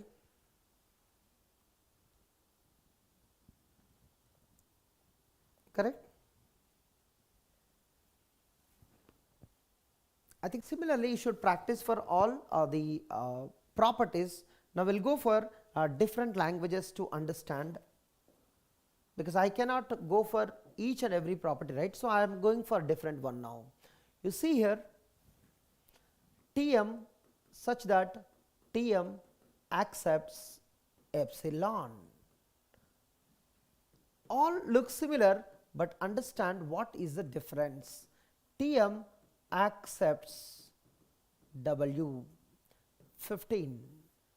TM such that TM accepts AB. Can anyone answer exactly how you derive from the given table?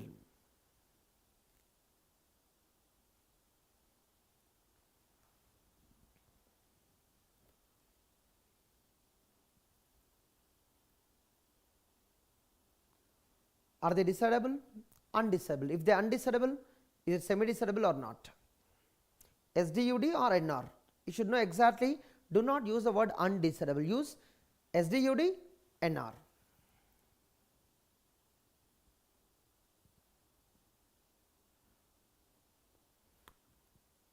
Are they same or different? Are they same problems or different problems? Similar problems or different problems?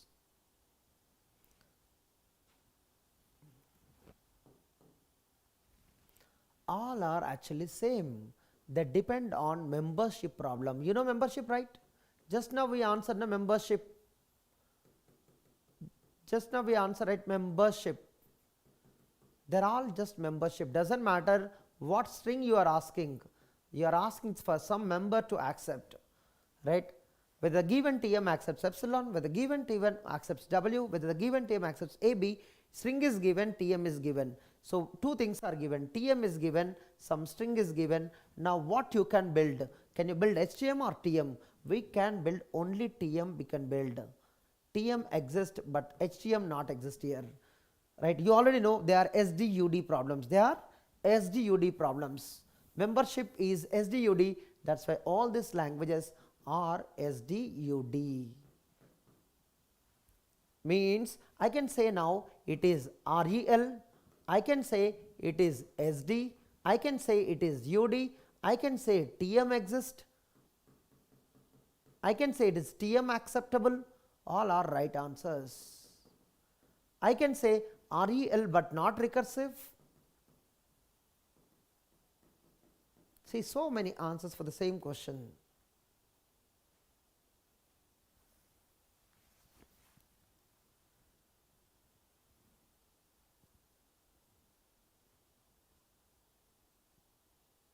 Coming Himanshu there.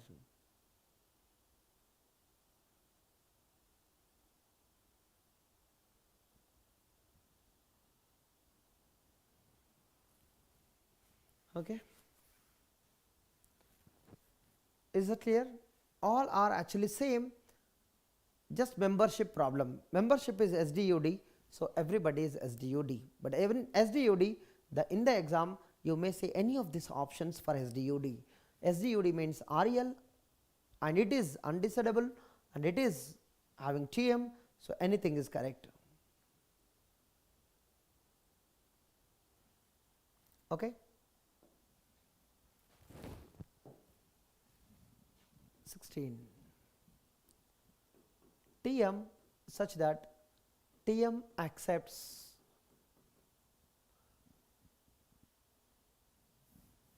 nothing. 17. TM such that TM accepts no string. 18. TM such that language of TM is equal to pi.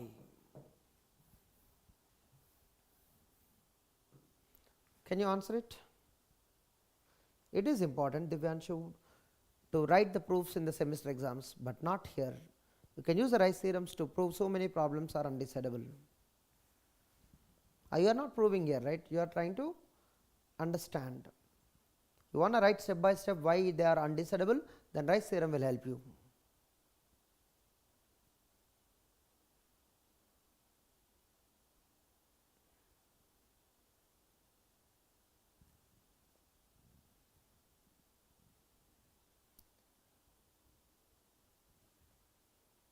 Rice theorem says every non-trivial property is undecidable. So that now what is non-trivial property you should understand.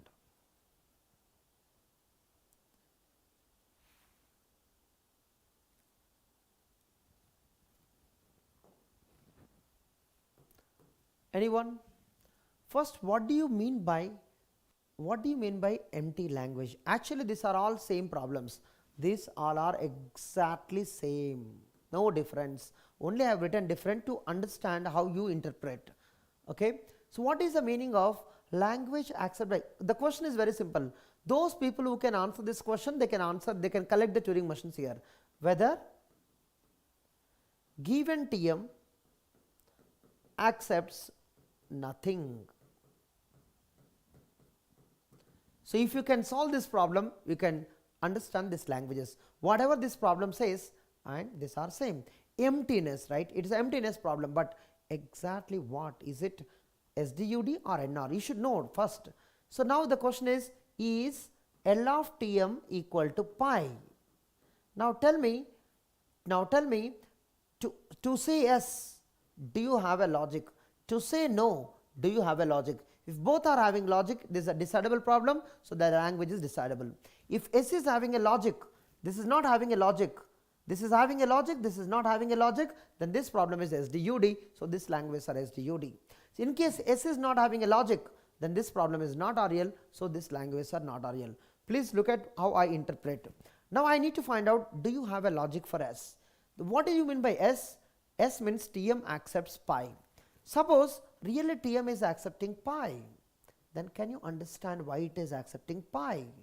TM accepts pi means, look at the logic, every string is rejected, every string is not accepted, every string is not accepted. Tell me how you interpret. Is there any logic how every string is not accepted? Do you have some string accepted, you can find, but every string you have to prove not accepted.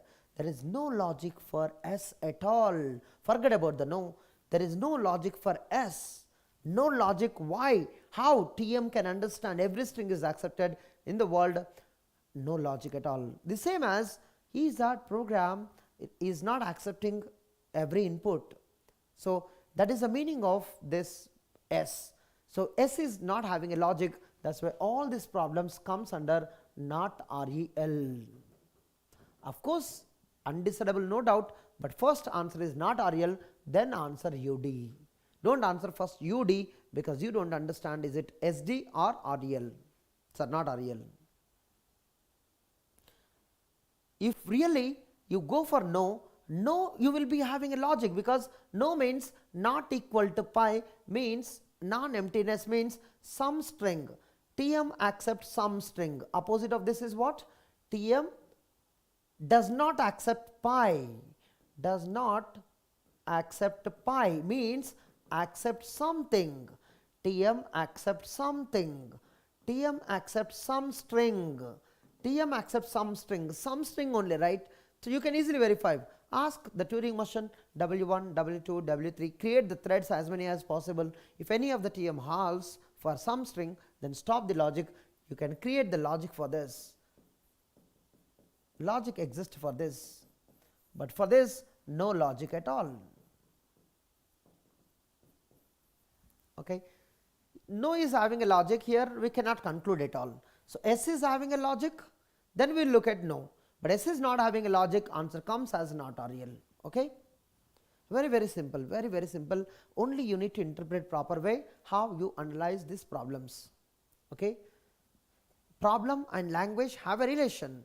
When the problem says decidable, the problem is used to collect the language. Okay, perfect.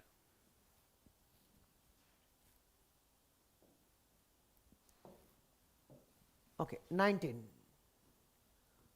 Tm such that Tm accepts only AB. 20. Tm such that language of Tm is equal to AB.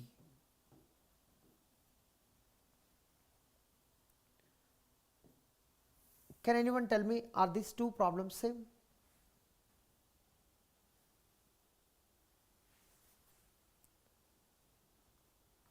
These two are exactly same problems.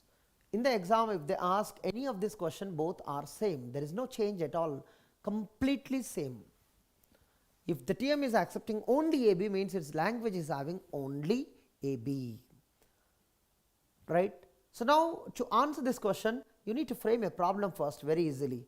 Whether Tm accepts, first ask one Tm, forget about all the Tms in the world. First, do you have algorithm for understanding one Tm? So apply for all the Tms, same algorithm.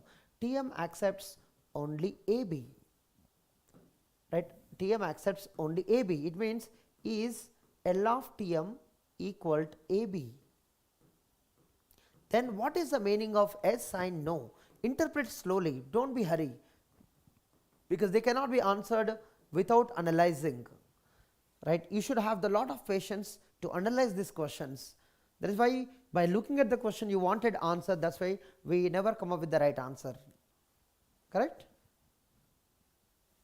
Now what do you mean by S? S means Tm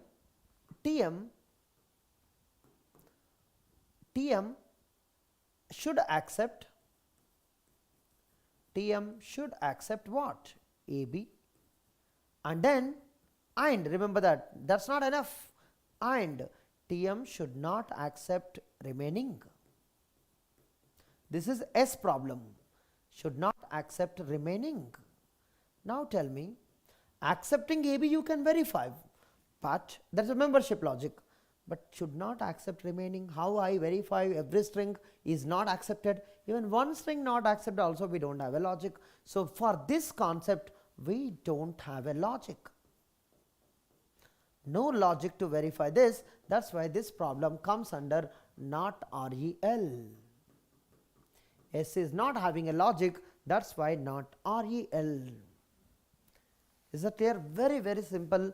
Only the thing is you should analyze them properly.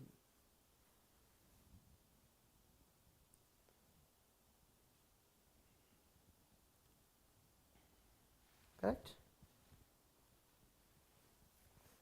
Okay.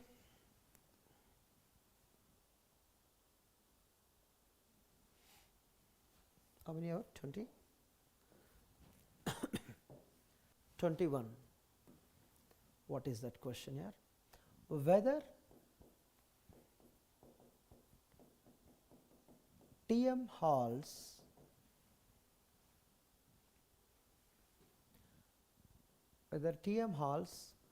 after k steps. 22. Whether TM halts after k steps on some input. 23. Whether TM halts after k steps on every input.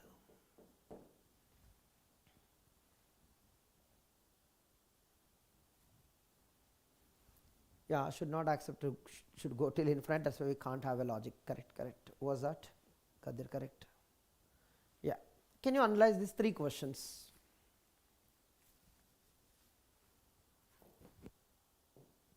Of course, you can write more if you want it, like 24. Whether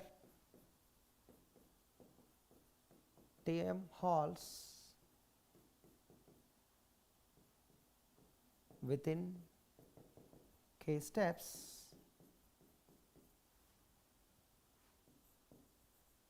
for every input.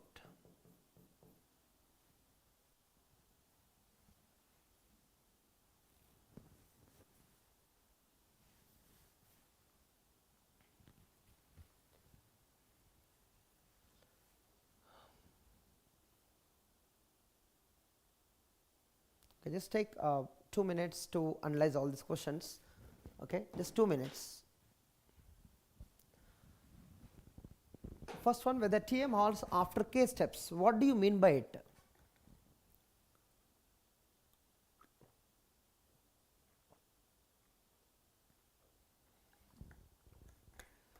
Next one, whether TM halts after k steps on some input.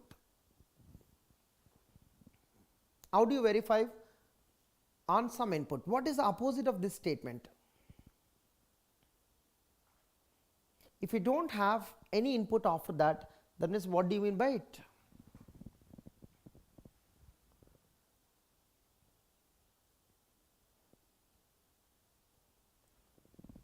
Okay. One by one, because not all questions are same, right? Maybe answers might come out same, but not, they are not same problems. But look at the meaning of this. The meaning of this is whether TM halts after k steps. It means there is no string. Is there no string?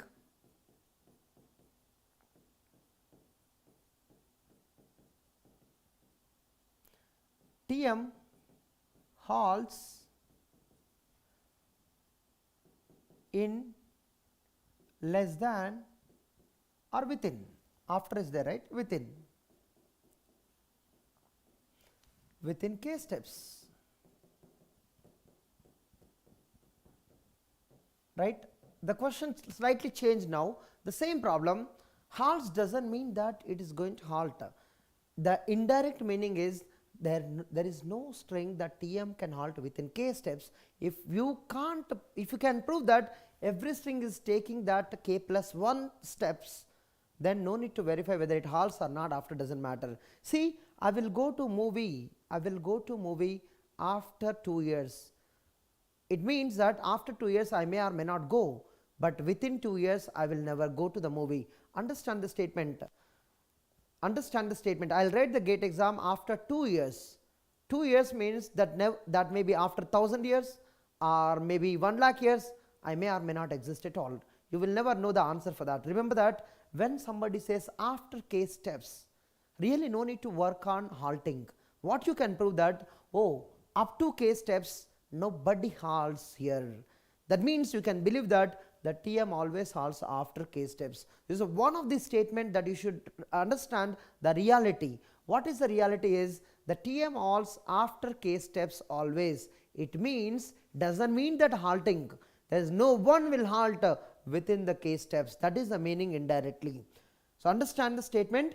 Here halting, many people will consider as halting, halting, halting. You look for the halting, don't do look for the halting. Look for the same halting within the k steps. If nobody there within the k steps, you blindly believe that everybody is there after k only. Okay, whether they halt or not doesn't matter. Okay, everybody. So these two statements are same. Now how do you verify this within the k steps? Within the k steps, how do you verify? K steps means k length strings, right? Up to k length strings you are going to check. Remaining all will follow this prefix concept. So if you are aware of that, this problem is decidable. Everybody got it, Imanshu? Next one, whether TM halts after k steps on some input. Now look at, if really there, yes, you can find out. Opposite of this statement is what? Opposite of this statement is what? Anybody guess what is opposite? Whether TM does not halt. You know, that opposite is really a very difficult statement. Whether TM does not halt after k steps on some input, or whether TM halts within k steps on every input. So here it's very important to do the complement. So anyhow, I'm just leaving to this, you know, on some input whether TM halts after k steps. Yes means will have a logic, no just cross check. Yes, definitely will have a logic. If really you have an input, you can find out. So now how do you do the complement of this? If really there is no input, if there is no input after k steps, that means every string the TM is going to does not halt. Of course, that no will be very difficult for this problem. This problem will turn out as SDUD if this complement, of course the complement need to be analyzed properly. Whether TM complement I am writing here, complement of this 22 complement. So how do you understand? Whether TM does not halt,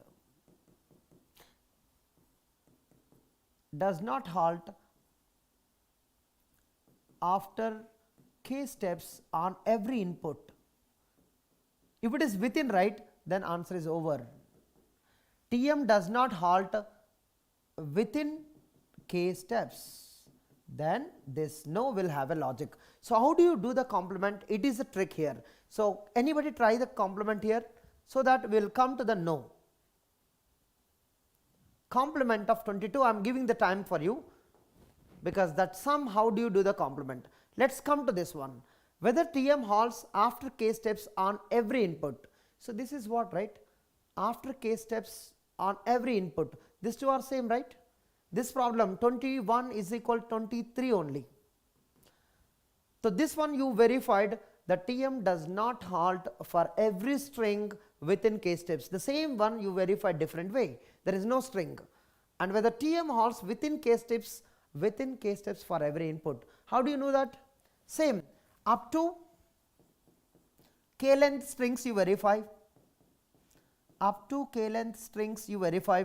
If everybody halts, then you can guarantee that remaining all will halt with the prefix property. With the prefix property, everybody else will also halt. Okay, it's only halting problem, it is not acceptance problem. One more problem comes here. This is halting, not accepting. If this word changes to accept, then problems will be very dangerous. Accept means halting at final. Halts means doesn't matter whether halts at final or non-final. Halting, that is only the property that you need to check. So up to k length strings you verify. If everybody halts, then in the future k plus 1 length, k plus 2 length, everybody else will halt. So up to k length strings, if every string halts, that's enough to prove. No need to verify remaining strings, then you can believe that S will have a logic. We have a logic because we are not verifying infinite strings. Yes, will have a logic. No means at least one string is not halting within k steps. That means this TM is not the right one. That no will also will have a logic. So this problem is also decidable, and this problem is also decidable. Now can you do that 22 now? The Imanshu brought something like every and some. Okay, So now you need to understand this complement. So now you have the complement for every problem. I will write here complement for every problem. So what is the complement of this? What is the complement of this? S means, I am writing here, S means no string halts within k steps. That you need to verify. No means some string halts within k steps. Both are within k steps only, you need to verify, right. The last one is also same, up to k length strings. S means there no string, right. Here every string halts within k steps. No means what? Some string does not halt, means some string takes k plus 1 step at least. Takes at least means just verify it, at least k plus 1 the step. That is also possible to check. Everyone, so it's not that easy to interpret some statements. Okay, 22, that whether TM halts, just understand first what is the question. What do you mean by S? S means TM halts on some input on some string after k steps. If you want to say opposite, if understand the statement, after k steps there is some string, and if you want to say opposite, TM, there are total 3 lines. That is what the confusion happens to many. One is k steps, that is after k steps, some string halts. So where do you do exactly the complement? Will you speak TM halts on every string after k steps? What is the opposite of this statement? Anybody concluded that opposite? Then you will get the answer clearly.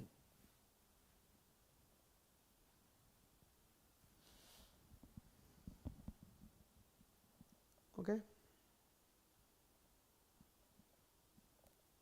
So I am not writing anything. So I am leaving to you. So do the homework for this. I answered the remaining all. So just do the homework for this.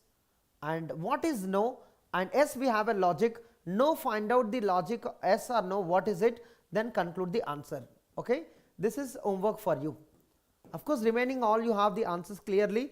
Just based on looking at 21 and 24, just try to answer this. Not that easy as you see, because you need to analyze exactly what you want to speak from here. Okay, just I will wait if anybody answers.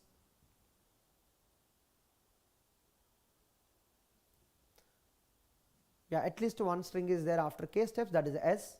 What is no?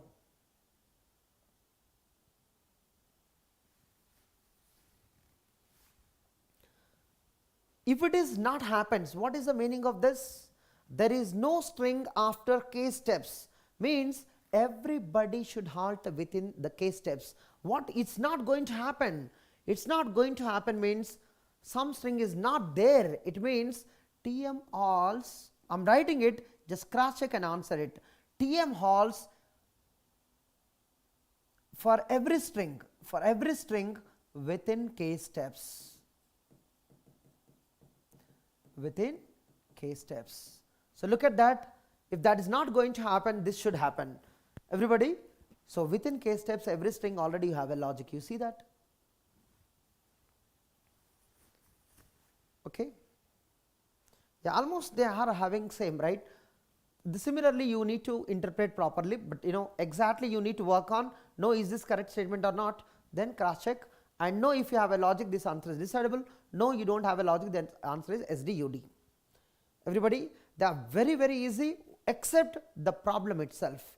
Those people who can have the clear understanding of the problem, they can easily come up with the right answer. Okay, just let's go for a few easy questions. 25. Tm such that Tm accepts what?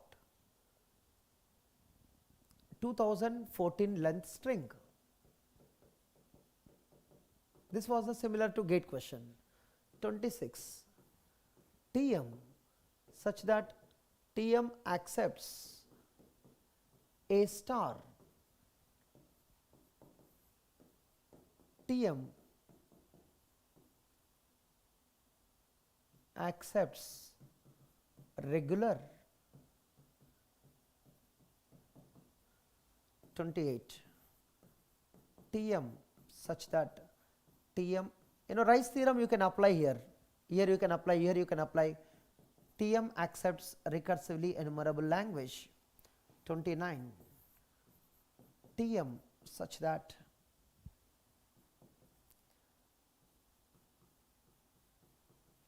Tm accepts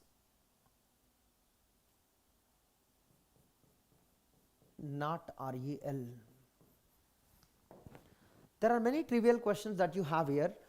So, by looking at them you can answer it. Don't know exactly where you go, Shifu. So, I think I will close as soon as possible, because you can see, right, the Turing motion undecidability is not for all the people, right, for those people who wanted to answer the questions in the exam.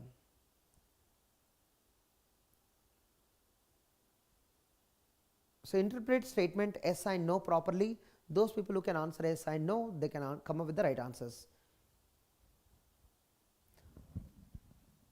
This is Tm accepts some string, right, some string. It is a non-emptiness concept.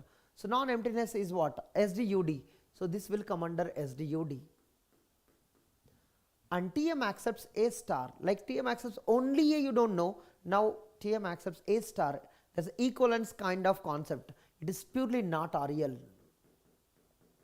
You will never know given Tm is really accepting A star or not. You cannot analyze. You can design Tm, but you cannot verify with an algorithm, because you do not have an algorithm too. Tm accepts regular or not, nobody knows in the world. We can design a Tm to accept, but we cannot verify it, right. It is also not REL, non-trivial property. Rice theorem you can apply here if you want it. Rice theorem you can apply, you can prove them as undecidable. Okay.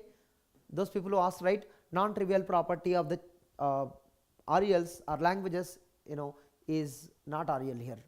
Tm accepts REL. This is trivial. These are non-trivial properties for the Turing motion. These are non-trivial problems, but this is, both are trivial. You can easily understand by definition, oh, in the world every Tm accepts REL. So, this is same as set of all Tm, all Tms. Its complement only here that Tm does not accept REL, right. Is there any Tm that is not accepting REL? No, right. So, this is equal to empty set, but these two are complement to each other, remember that. This is not a sigma star complement, remember that. This is a complement is set of all Tms. Set of all Tms complement is here empty. So, now these two are trivial questions and both are decidable. Both are decidable. Okay.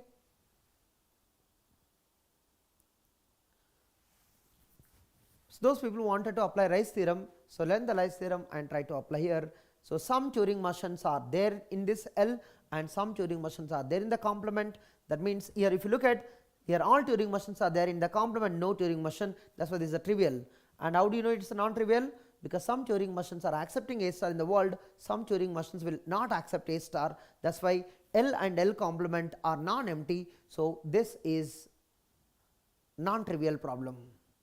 Okay. Yeah. So, let us go for very simple concept that is called as reducibility. Maybe this is the last topic today, reducibility. What is reducibility? Suppose you have some problem is reducible to some other problem. What is the meaning of this? That B, the problem B is at least as hard as A. That means problem B might be more harder or problem B might be equal order. The understand There is equal, there is less than, right? A is less harder than B or equal harder to B. But when you speak from right side, B is more harder than A or equal to A. So we are talking about a B here. Problem B is at least as hard as A. Everyone?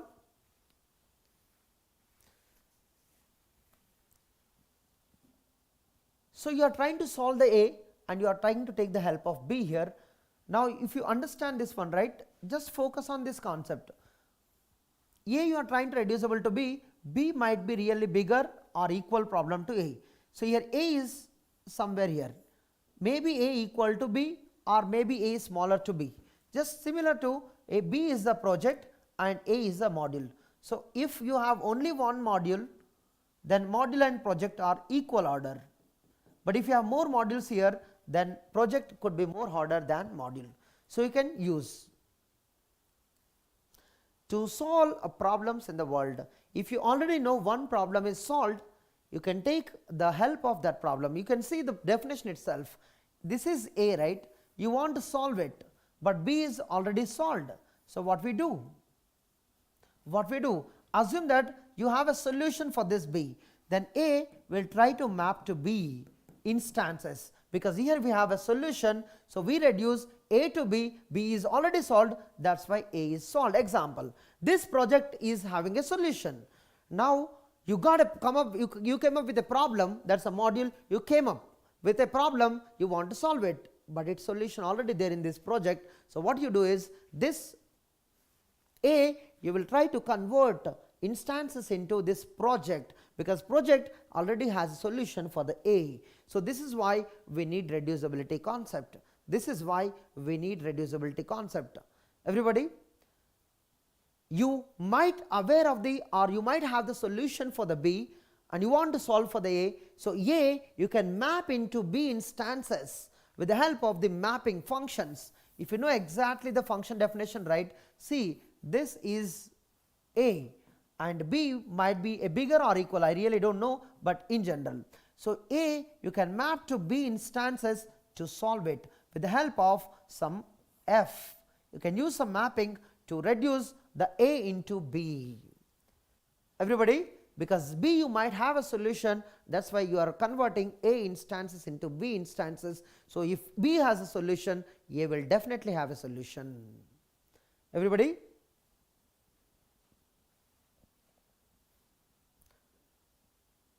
Now here you can easily understand, let A is reducible to B, assume this is given to you, then see that if B is solved, then you got A solution or not, this is why. Then A is what?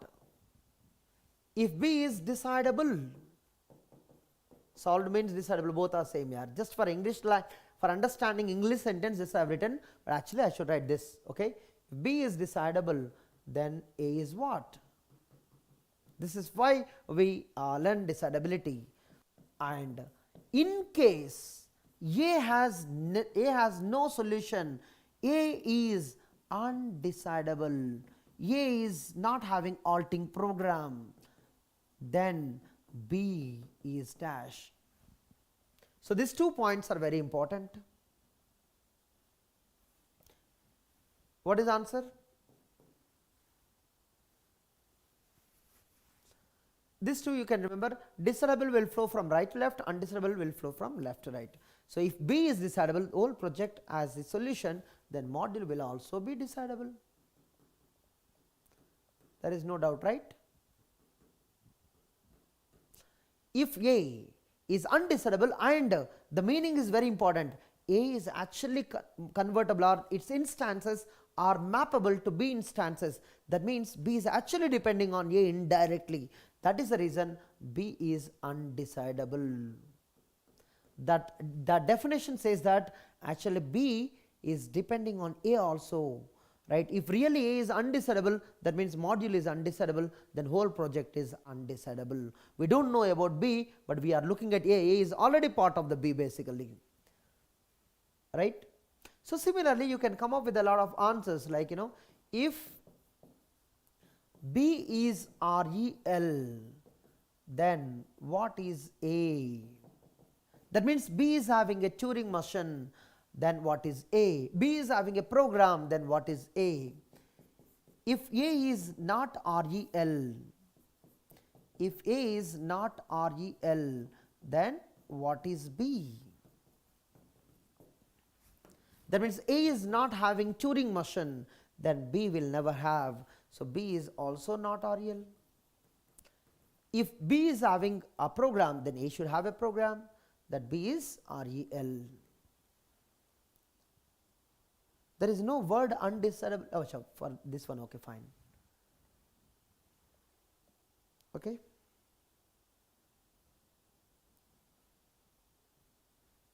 Everyone?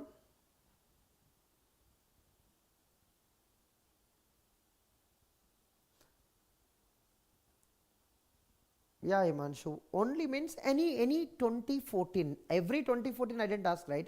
Any 2014, some string in 2014 lengths, Himanshu. Okay. So, I think remaining questions just practice it, right? So many, I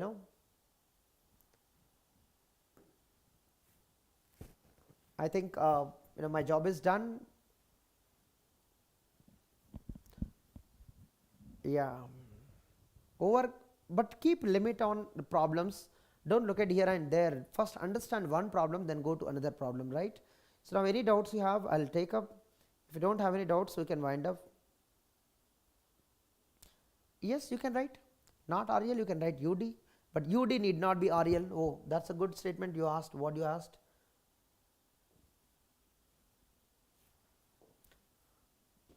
See, that not REL is always UD, that is fine, but UD need not be not REL, that you should understand. Which way you are speaking, that is very important. You can speak not REL is UD, but UD don't say not REL, may or may not be, may or may not be. So, understand which way you should speak. So, theoretically you should be very confident while you speaking UD, not REL, SD, decidable, recursive, should have a clarity why do you speak them. Okay?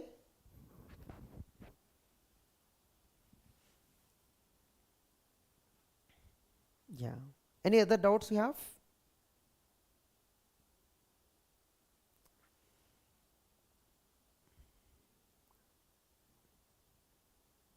Because you can enumerate, Divyanshu, just you can enumerate, that is all. Using the syntaxes, you can enumerate them. Set of syntaxes, simply set of syntaxes, you can write Turing motion. Here countable only, right? Here it is only countable, right? You can do that.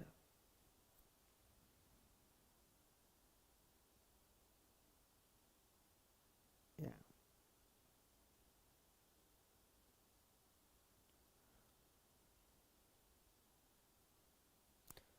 That depends.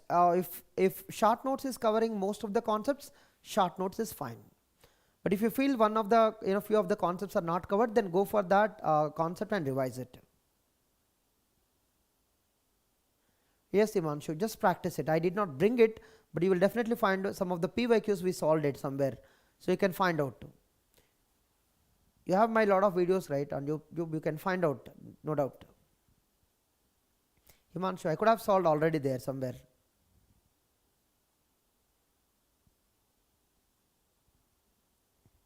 Just search my name, right? You will find plenty of videos. Yeah. But unfortunately, we did not bring that question here. That's fine. But you could try.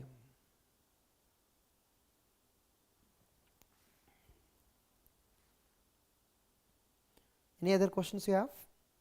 Yeah, thanks to everyone and all the best. And tomorrow we'll see some of the compiler design part 2 revision. Then I hope my job is done by tomorrow. Will be done.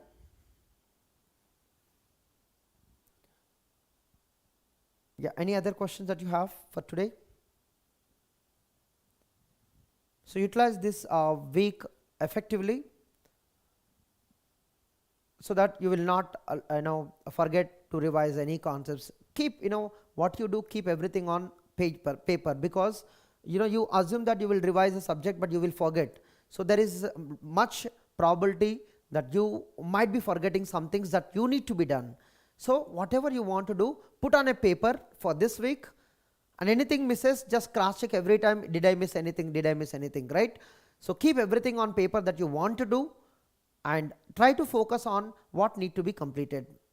Okay, one or two things are not done, it's fine, but try to do it.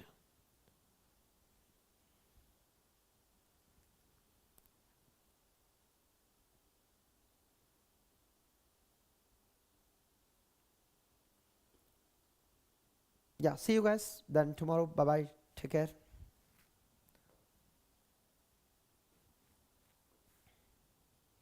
Yeah, thank you, bye bye.